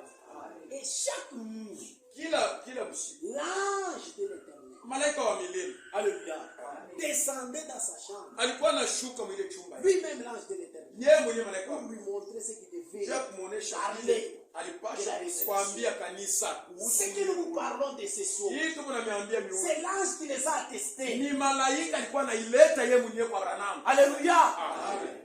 Et le matin, Branham se lève. Asubuhi Branham Il est anaamka devant l'église. yuko mbele ya Il kanisa nous donne la révélation. analeta ufunuo. Et c'est pourquoi Ndio kwa maana ce petit livre, haka kitabu alléluia, qui était scellé, ile ilikuwa ni que le kitabu Seigneur avait rompu ile Bwana alivunja mihuri. et révélé dans notre temps. Anafunula wakati Tous yetu. les mystères sont révélés. Masiri yote iko Et herufi. Branham a révélé tous les Abraham mystères. anafunula misiri yote. Maintenant, pour expliquer, Juu ya il kufasiria. n'y avait pas une écriture Hakukuwa andiko. qu'il devait prendre dans la Bible. Ile alipaswa kubeba Et Biblia. c'est pourquoi il a employé cette Juu écriture kwa maana Mungu anamwambia atumie ile andiko. pour expliquer ce qu'il avait vu. Juu aoneshe bila alionaka. Alléluia. Vous voyez. Et c'est pourquoi ici, Juu kwa maana hapa vous voyez, après la révélation, kisha ufunuo. quand cette écriture s'accomplira, Wakati andiko itatimilika. alléluia, dans Apocalypse chapitre 10, Ya ufunuo 10. cet ange Malaika apparaîtra ataonekanaka avec un livre na kitabu qui est déjà ouvert. kieni kufunuliwa. Alléluia. Rompu de cette sceaux, Kieni kuvunjwa les mihuri saba. mystères déjà révélés, Masiri yote iko wazi. cet ange apparaîtra avec les petits livres. Huyu malaika mwenyewe wa uwezo ataonekana na hii kitabu sasa chenye kwa wazi. Alléluia. C'est ça la révélation. Ndio ufunuo yenu. Alléluia. De cette écriture que nous verrons. Yeye andiko tunatoka kusoma. Alléluia. Vous voyez, Unaona? vous voyez. Unaona? Il tenait dans sa main un petit livre ouvert. Mkono yake alikuwa na kitabu mwa kilo. Et il posa son pied droit sur la mer. Akaweka mkulu yake ya uume Et son pabali. pied gauche sur la terre. Mkulu ya shoto juu ya dunia. Alléluia. Va poser Ataweka son pied droit sur la mer. mkulu yake ya Son uume pied gauche pabali. sur la terre. Ya shoto juu ya dunia. Quand il y posera, Wakati ataweka ce vile. sera pour revendiquer Itakuwa ni juu ya que tout kubeba. ce que j'ai créé, la mer, la Yote vile terre, niliumba dunia m'appartient yote à ni moi. vyangu mie. Alléluia. C'est lui qui les a créés. Ula aliviumba. Alléluia. Et quand il a posé son pied droit sur la mer, Wakati aleka mkulu yake ya uume et son pabali. pied gauche sur la Mkulu ya terre, shoto pa dunia. dans sa main, Mumukono yake il tenait un petit livre. alikuwa na ile kitabu. Vous voyez, Naona? Et il cria d'une voix forte, akatoa sauti mkubwa comme rugit un lion. kama vile simba anakuwa na ngoroma. Alléluia. Amen. C'est qu'il a crié. Ndio vile alalamika. Quand il a crié, Wakati analalamika, c'est comme un rugit un lion. iko sawa vile simba iko na Il a ngoroma. crié d'une voix forte. Anapaza sauti mkubwa. Quand il cria Wakati alilalamika d'une voix forte, na sauti mkubwa comme rugit un kama lion, vile simba iko na ngoroma, les 7 tonnerres ngurumo 7 firent entendre leur voix. ilitoa sauti yao. Alléluia. Balababa. Baba, Première tonnerre. ngurumo ya kwanza. Balababa. Baba, Deuxième. toneli ya pili. Balababa. Baba, Troisième. ngurumo ya tatu. Balababa. Baba, Quatrième. ngurumo ya nne. Balababa. Baba, Cinquième. ngurumo ya tano. Balababa. Baba, Sixième. ngurumo ya sita. Balababa. Baba, Septième. ngurumo ya 7. Balababa. Baba, Les 7 tonnerres firent entendre leur ngurumo voix. yote ikatoa sauti yao. Alléluia. Jean a entendu Yohana alisikia ce qu'a dit kile kilisema les 7 tonnerres. ngurumo 7. Alléluia. Jean lui a entendu. Yohana yeye alisikia Alléluia. Ce qu'a dit les 7 tonnerres. kile ngurumo 7 ilisema. Alléluia. Voyez. Et nous vous avons expliqué les tonnerres c'est quoi. Tulinijulisha ngurumo ni nini? Alléluia. Nous avons expliqué ça. Tulinijulisha. Nous avons dit que Tumeambia kwamba les tonnerres, ngurumo, alléluia, quand Dieu parle wakati Mungu yuko nasema dans sa voix, sauti yake alléluia, c'est comme des tonnerres. iko nasikilika kama ngurumo. Quand Dieu parle, Wakati Mungu anasema ce sont des tonnerres. ni ngurumo. Alléluia. Il avait fait avec Moïse. Alizifanya na Musa. Alléluia. Il est descendu sur le mont Sinaï. Alishuka pa mlima wa Sinai. Toute la montagne a pris du feu. Mlima yote iliwaka moto. Ça prenait du feu. Ilikuwa na waka L'éternel, wa milele. dans sa forme de Dieu. Mwali yake ya Mungu. Personne ne pouvait s'approcher au pied Hakuna de la mtu montagne. alipaswa kukaribia ile mlima. Et le Seigneur parla Na du Bwana haut des cieux. akasema toka mbingu. Quand il parlait, Wakati alikuwa anasema, le peuple là taifa ilikuwa pale. entendait des tonnerres. Ilikuwa nashikia sauti Et kama toutes les ngurumo. personnes Na s'évanouissaient. watu wote walikuwa wanaanguka. Alléluia. Maintenant, quand il parlait de la sorte, Wakati alikuwa anasema vile, Moïse, lui, Musa yeye, Musa écoutait ce que disaient les tonnerres. alikuwa anashikia mzuri kile ngurumo ilikuwa anasema. Alléluia. Et les peuples ont dit, Taifa inasema, Moïse, Musa, Moïse, Musa, Moïse, Musa, dis à l'Éternel de s'arrêter. ambia wa milele asimamishe. Il te parle toi. Aseme na Toi, wewe, toi. wewe Et mwenyewe. que toi, tu viens nous Na dire. wewe uko kutuelezea. Alléluia. Et Moïse dit, Na Musa anasema, le Seigneur Bwana éternel, wa milele il a fait comme ça. anafanya hivi. Alléluia. Pour que vous ayez la crainte. Tumopate kumwogopa. Que vous sachiez que ce n'est pas moi. Mjue kwamba haina mimi. C'est lui-même qui est venu vous Ni dire. yeye mwenyewe alikuja kwenu. Et Moïse a entendu ce qu'il disait. Musa alishikia kile ngurumo ilisema Et il a apporté le message au peuple. na ileta ujumbe kwa taifa. C'était les 10 commandements. Ilikuwa ni maamri 10. Alléluia. Donc la voix de Dieu, Sauti ya Mungu quand il parle, wakati wanasema c'est comme des tonnerres. iko sawa vile ngurumo. Alléluia. Pas des tonnerres quand vous le Comme nous entendons quand il y a des tonnerres Mais quand lors il de la parle, pluie. Wakati anasema les prophètes entendent ce que dit les nabii eko nashikia kile kiko nasema et Mungu. nous explique un message. Na anatupatia ile ujumbe Maintenant, ilikuwa. cet ange puissant, Sasa sio malaika wa uwezo. c'est Jean qui avait vu en Ni Yohana alimuonaka Quand muona. il a posé son pied, Wakati aliweka mguu yake ya et ume son pied gauche sur la na terre, ingine ya shoto kwa dunia. quand il cria d'une voix, Wakati alitoa sauti ya nguvu. comme rugit un lion, Sawa vile simba iko na ngoroma. les 7 tonnerres ont fait entendre Ngurumo leur voix. 7 ilitoa masauti yao. Première, deuxième, jusqu'au Ya septième. kwanza mpaka na ya 7. Jean a entendu ça. Yohana alisikia. Mais il lui a dit, Lakini alimuelezea, c'est ce que dit le Seigneur. weka muhuri kile ngurumo 7 inasema. Ne l'écrit pas. Usiandike. Alléluia. Et Jean a scellé. Na Yohana alitia muhuri. Il n'a pas écrit. Hakuandika. Alléluia. C'est pourquoi les 7 tonnerres Ndio kwa maana ngurumo 7 ne sont pas écrits dans la Bible. haina yenye kuandikwa mu Biblia. Alléluia. Tous ceux qui prêchent, Wale wote wako na ubiri. ils prêchent la fausseté. Wako na ubiri bongo. Alléluia. Ce ne sont pas les choses qui sont écrites dans la Bible. Haina vitu yenye kuandikwa mu Biblia. Alléluia. Et Jean a scellé ça. Yohana alitia hiyo muhuri. Alléluia. Amen. Voyez, Unaona? quand il parle comme un lion, Wakati iko nasema kama simba, c'est un rapport avec qui? iko nasema sawa nani? C'est un rapport avec quoi? Iko naisemea juu ya nini? Jérémie, Yeremia chapitre 25. 25 Le verset 30. mstari wa 15.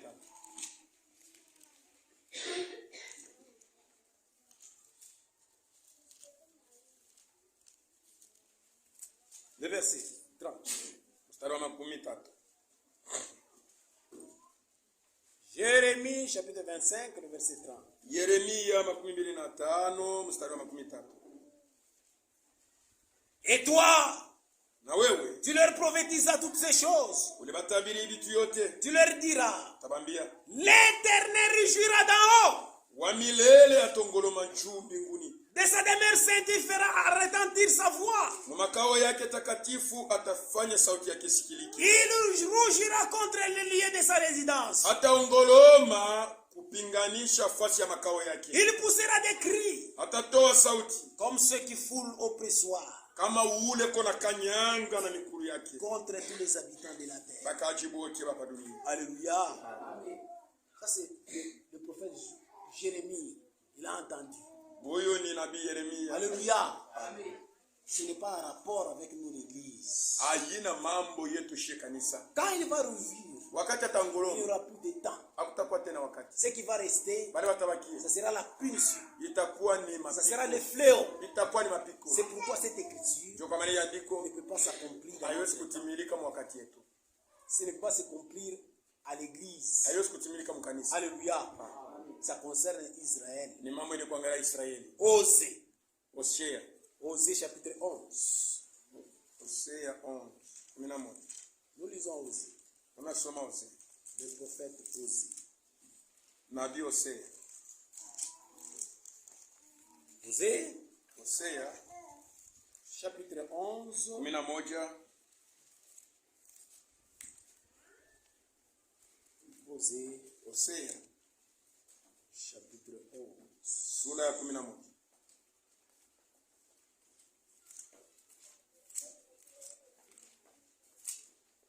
Le verset 10. Mstari wa 10.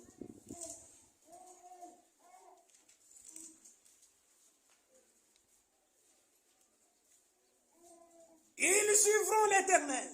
Watafuata wa milele, Ils rugiront comme un lion, ataunguruma kama simba, car il rugira. kwa maana ataunguruma Et les enfants courront de la mer. na watoto watakuja na kutembea Ils toka, courront de l'Égypte ataenda ku Misri comme un oiseau saa vile ndege d'un pays d'Assyrie, ile kunatoka kumuji wa comme Asiri, une colombe. kama vile njiu Et je les ferai habiter dans leur maison, mitabaikalisha mu nyumba yabo, dit l'Éternel. vile wa milele anasema. Alléluia. C'est-à-dire ça concerne Israël. Inaangalia Israeli. Alléluia. Alléluia. Joël. Yoeli, Disons.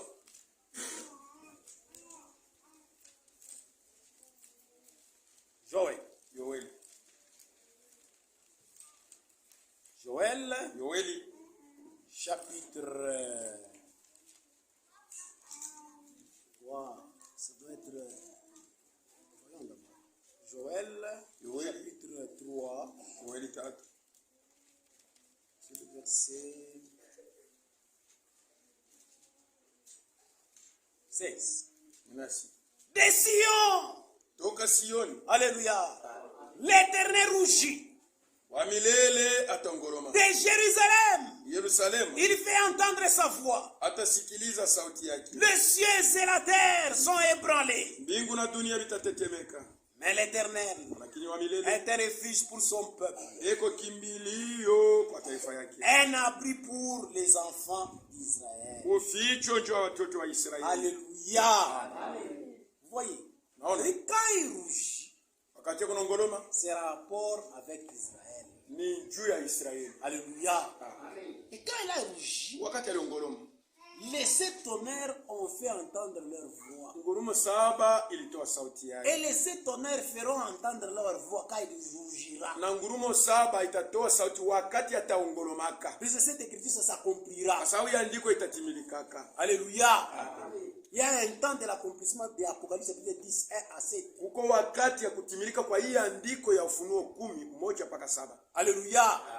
C'est un rapport avec Israël. Ni mambo ya Israeli. Quand il va rougir, Wakati ataongoloma, les 7 tonnerres ngurumo saba feront entendre leur voix. itatoa sauti yayo. Et quand ça fera entendre leur voix, Wakati itatoa sauti yayo, alléluia, Dieu lui-même va se révéler à son peuple. Mungu yeye mwenyewe atalifunua kwa taifa yake. Alléluia. Vous voyez? Unaona? Et c'est pourquoi Ndio kwa maana nous avons expliqué que tulijulisha kwamba quand Dieu parle, wakati Mungu yuko nasema, c'est comme du tonnerre sawa vile ngurumo, dans sa forme lui-même. mwali yake ya De Mungu, l'ange malaika de l'éternel. wa milele. Quand il parle du haut-dessus, Wakati kuna sema ce sont toka des mbele, tonnerres. ni ngurumo. Regardez l'exemple ici, je peux vous lire.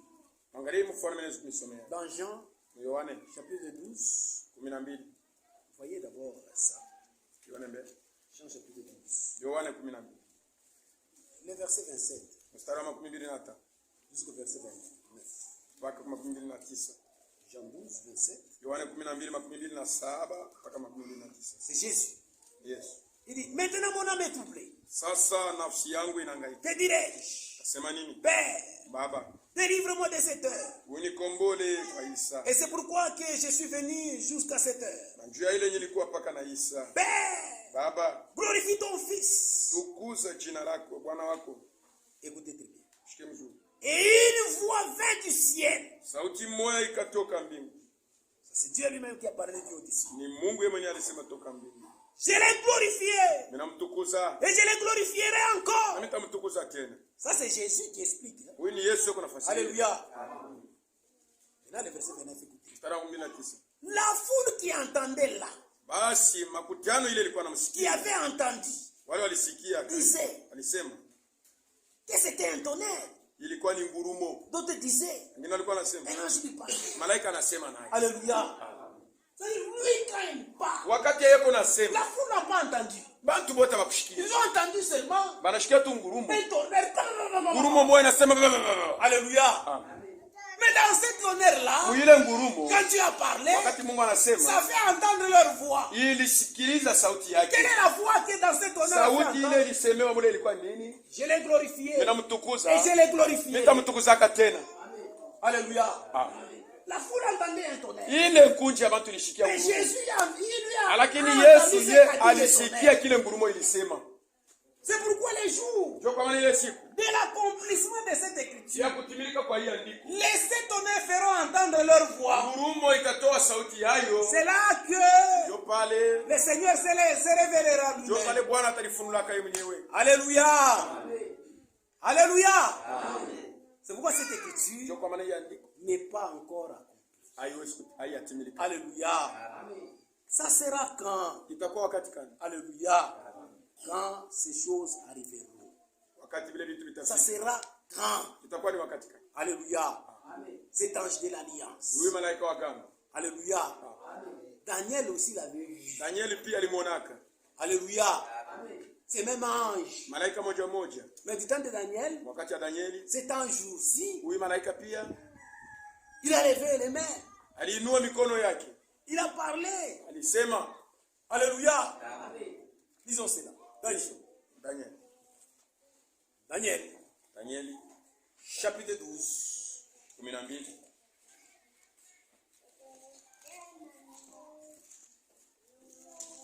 Daniel chapitre 12. Danieli 12. Le verset 5. Mstari wa 5.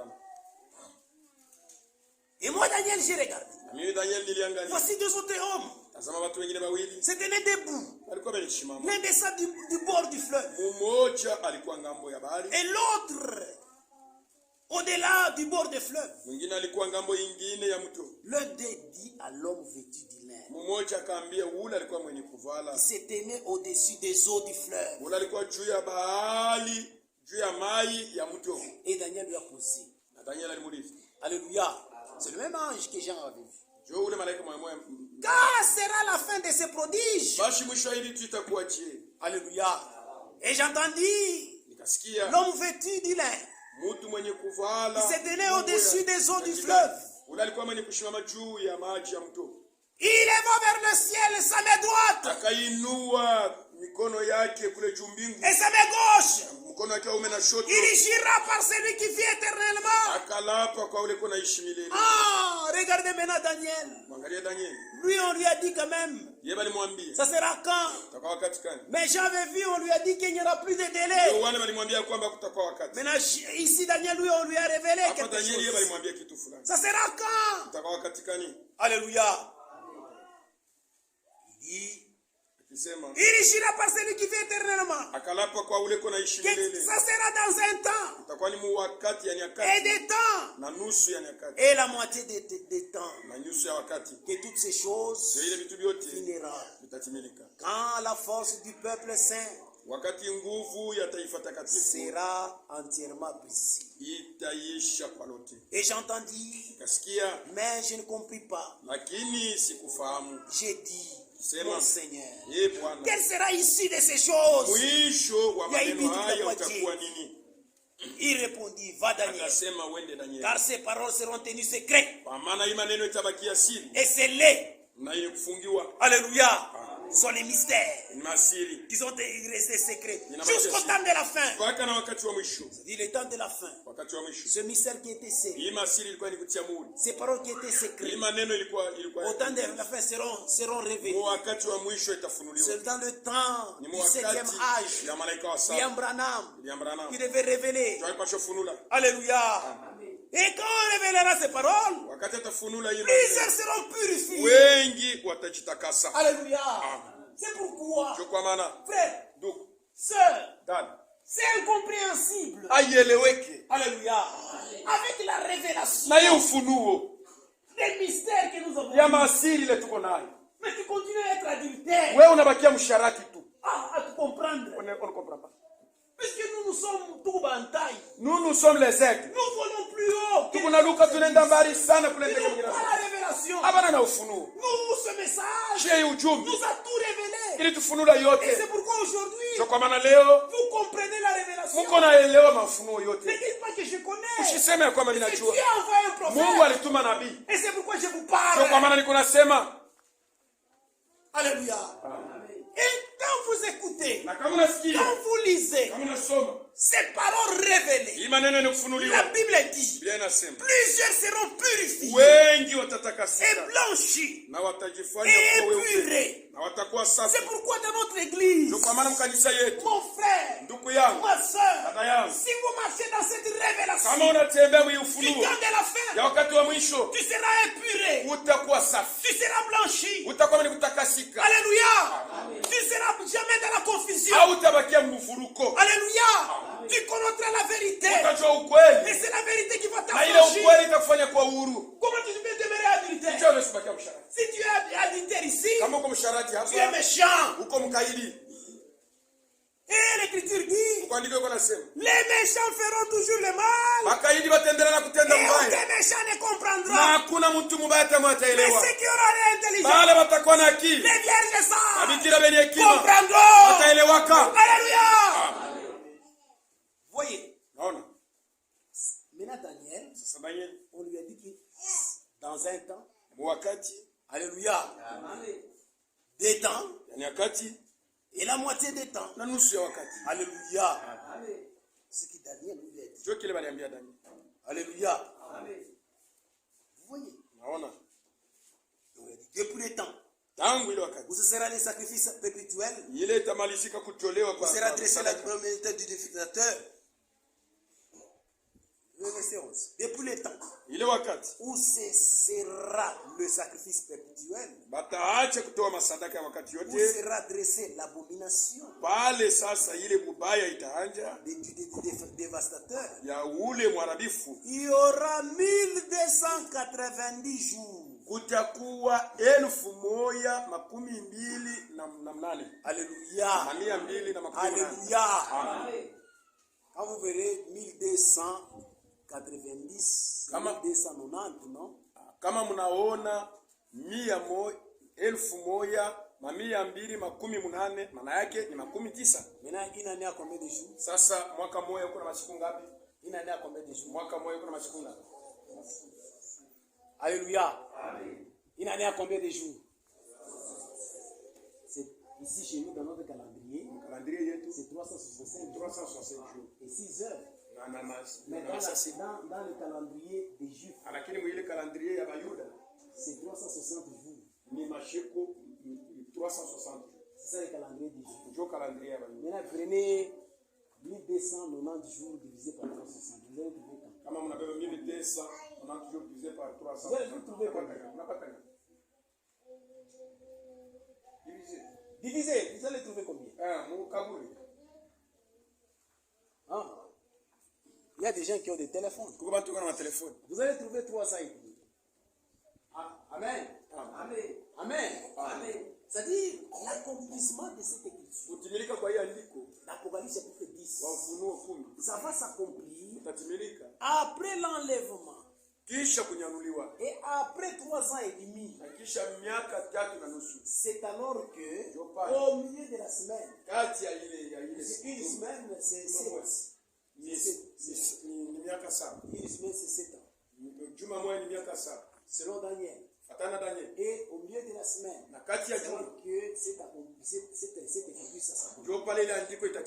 selon que le Seigneur lui-même, il descendra pour Israël. Alléluia. Amen. Daniel Alléluia. Amen.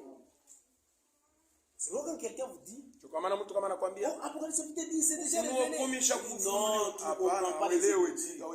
Ça sera révélé après l'enlèvement. Et après 3 ans et demi. Alléluia. Amen. Alléluia. Amen. Et comment? C'est-à-dire après l'enlèvement. Dieu va envoyer des prophètes. Ces deux prophètes vont aller à Israël. Prêcher l'évangile éternel. Et en prêchant l'évangile éternel, ces deux prophètes auront la puissance. Dieu va les accompagner avec sa puissance. Ils feront des miracles. Et les élus qui sont en Israël, ce seront les 144 000 qui vont croire au message de ces deux prophètes-là. Alléluia. Vous voyez? Après que les ayants aient cru au message de ces deux prophètes, Dieu va les racheter. Et il va les prendre. Selon Apocalypse chapitre 14. J'avais vu ça. Apocalypse chapitre 14, le premier verset.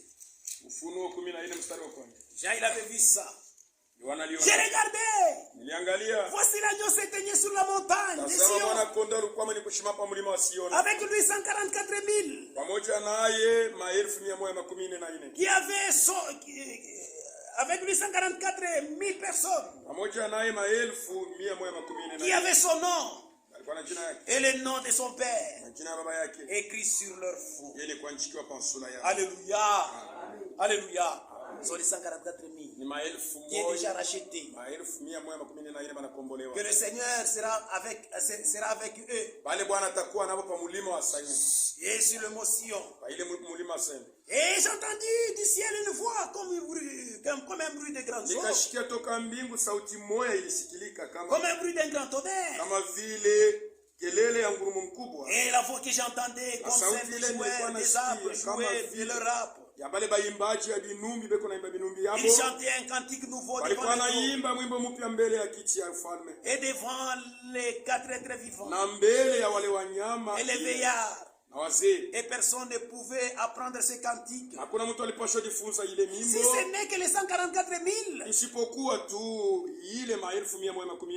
qui avaient été rachetés de la terre.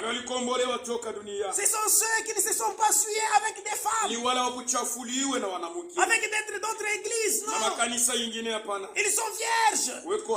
Ils suivent l'agneau partout où il va. Ils ont été rachetés d'entre les eaux.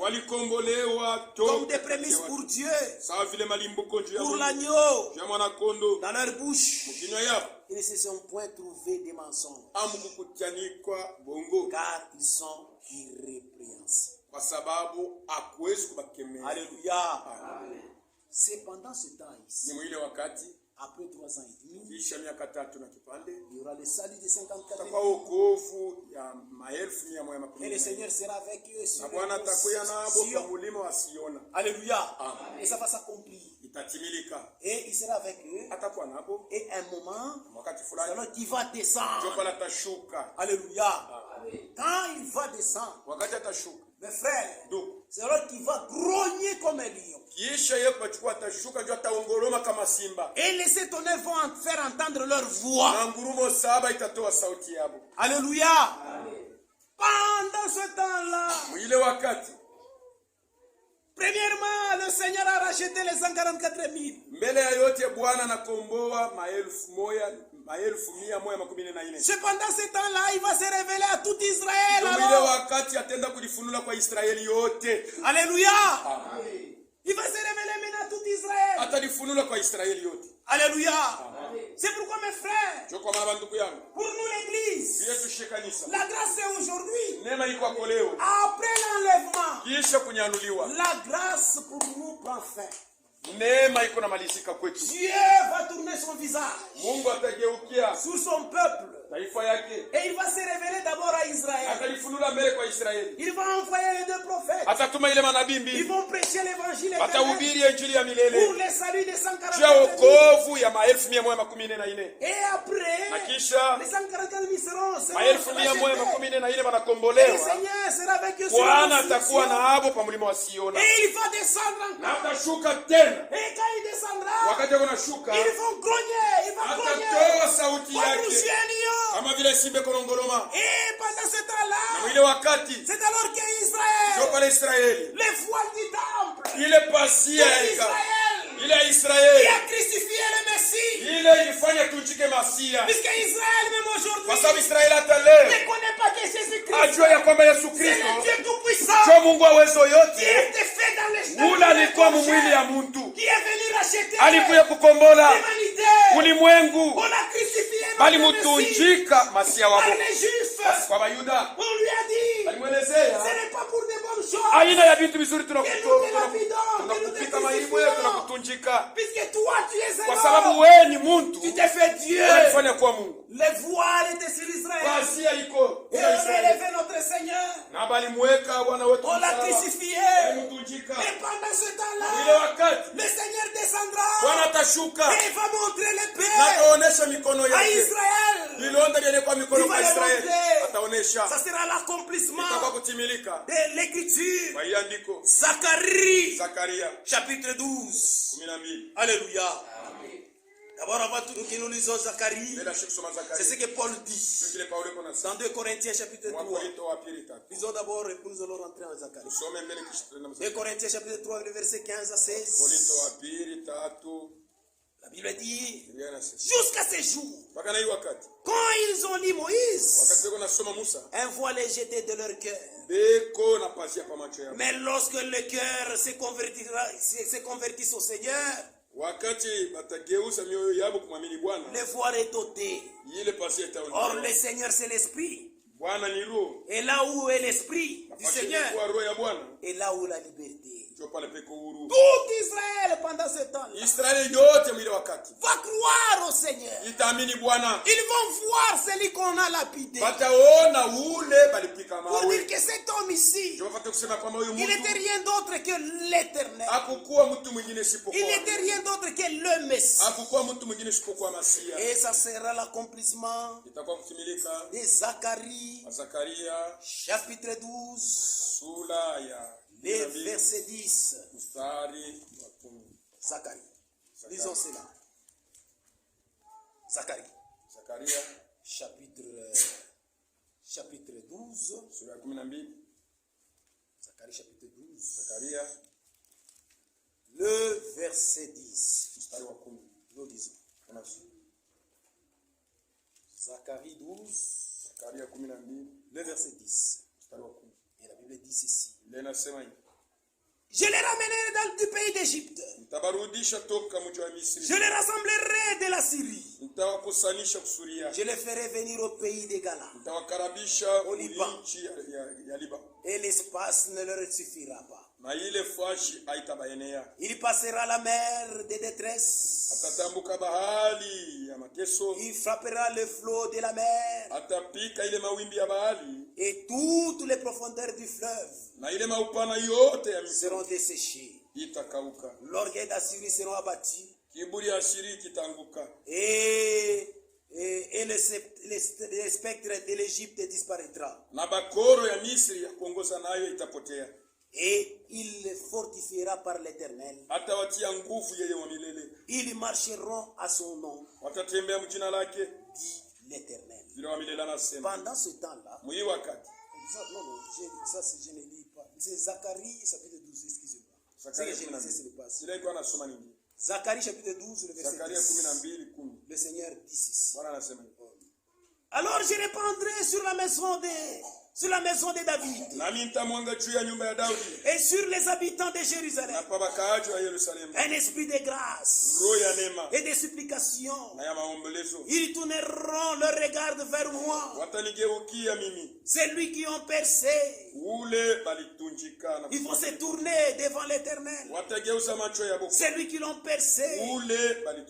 Et ils pleureront sur lui comme on pleure sur un fils unique.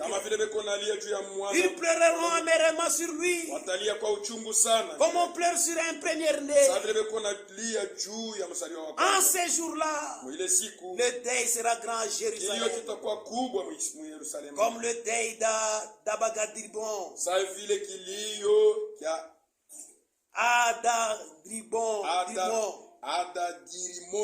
Et dans les vallées de Magidon. Et le pays sera dans le deuil.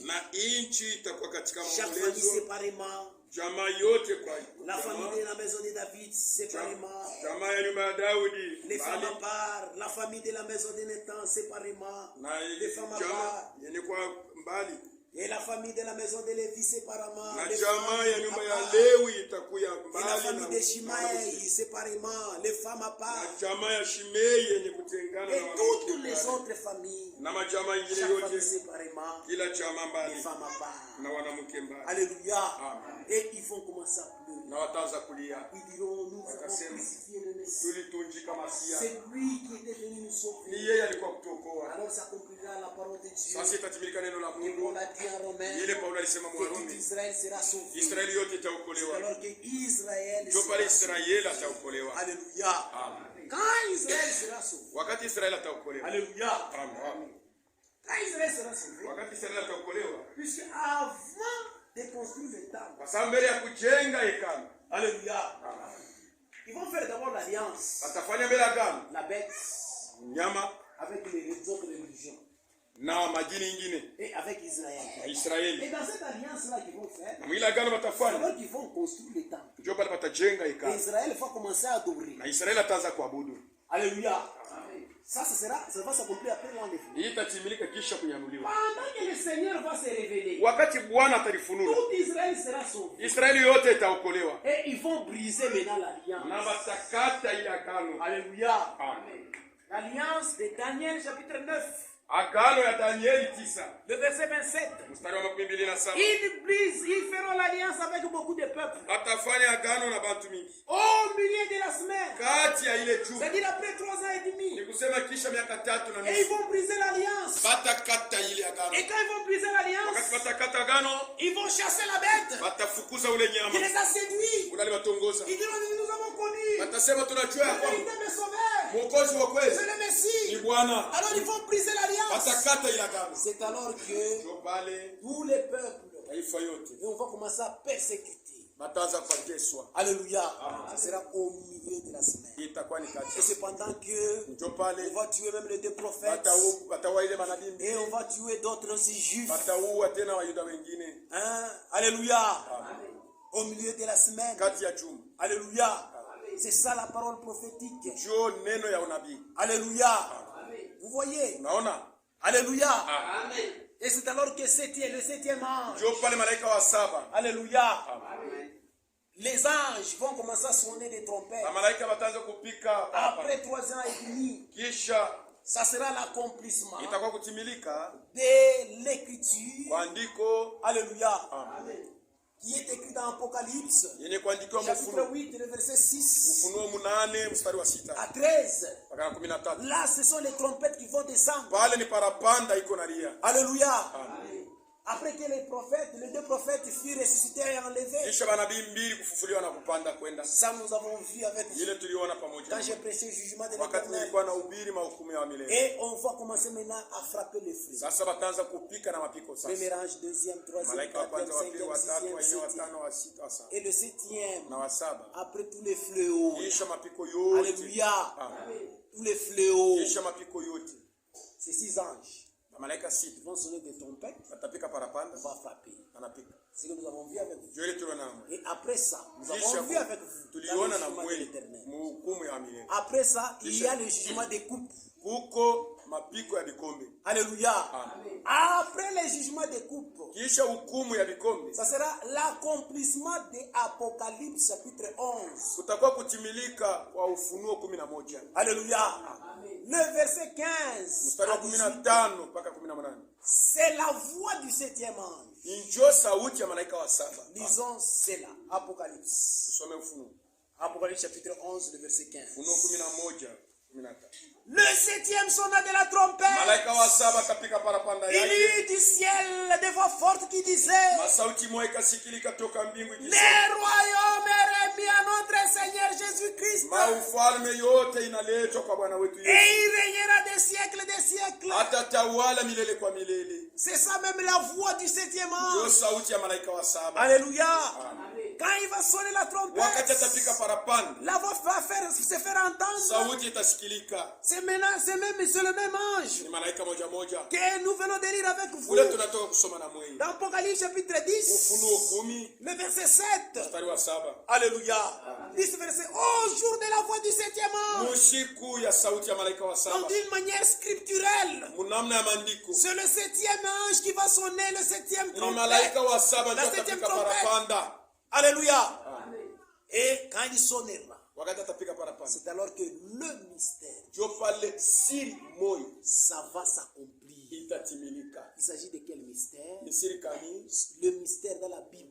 Ile siri Il y a mubili. plusieurs mystères. Muko masiri ya mingi. Mais il y a un mystère. Kuko siri moja. Ce mystère-là, Ile siri c'est le mystère du Christ. ni siri ya Kristo. Alléluia.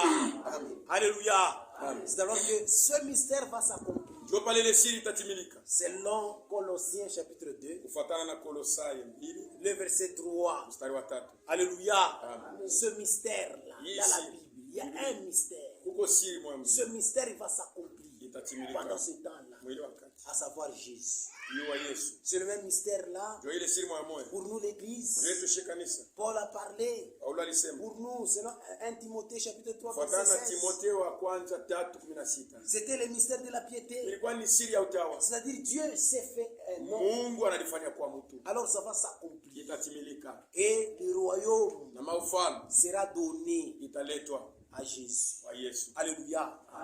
Alléluia. C'est-à-dire il va réclamer. Ni kusema atenda kuibeba sasa. Il réclame en posant sa main sur la Anaweka mkono wake wa uume pa mai, et son pied sur la terre. mkono ya shoto pa dunia. Tous les royaumes de la terre vont Mafalme l'acclamer. yote. Alléluia. Italeta mafalme ya kupaki.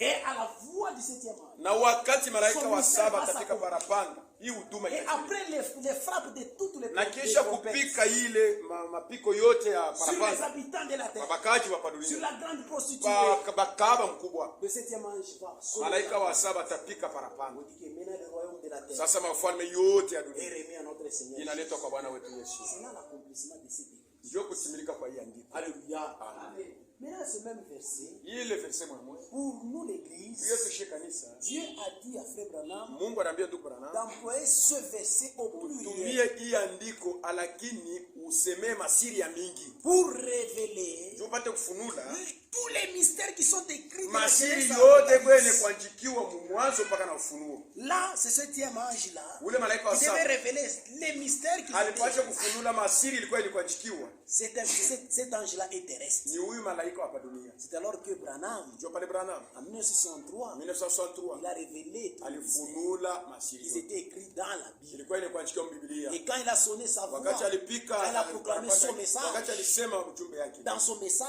Ujumbe yake. le message que nous croyons, avec, Ujumbe ile tunaamini na mwei. nous avons la révélation Tuko na ufunuo de tout le mystère, ya masiri yote de la Genèse ya ufunuo mwanzo jusqu'à mpaka na l'Apocalypse. ufunuo. Alléluia.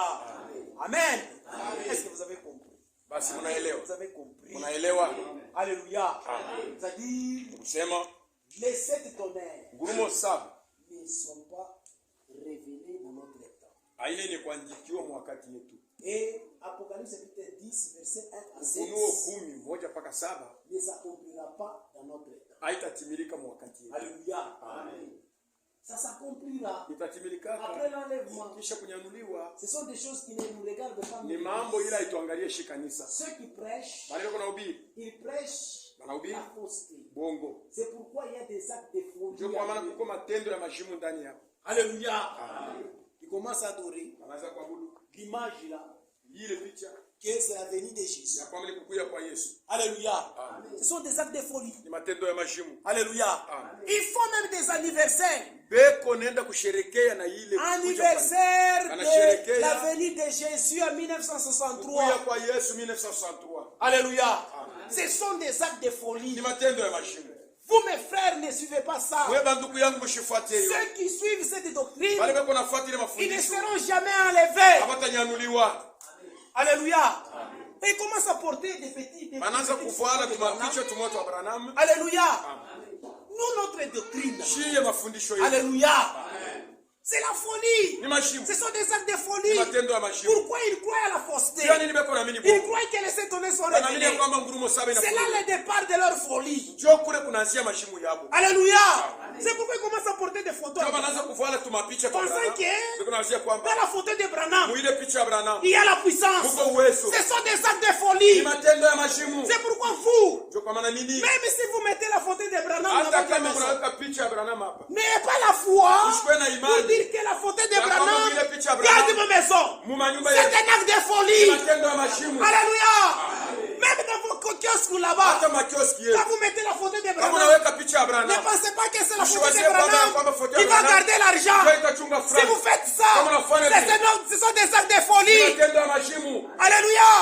Même la croix du Christ, Hata msalaba wa Kristo. la croix du Msalaba wa Seigneur, Kristo wa ne Bwana. portez pas dans, Usiivale. dans la croix. C'est ça la puissance. Sio uwezo. Nous, non. Hapana. Nous, c'est que le Seigneur nous Sio kile Bwana dit. anatuambia. Il faudrait que nous portons Inapaswa tuvuane. Christ à nous. Ndani yetu Kristo. Puisque la Bible dit, Biblia inasema, celui qui est en vous ule kwa ndani yenu est plus fort eko en que vous. celui qui est dans le Usione monde. kumbusha.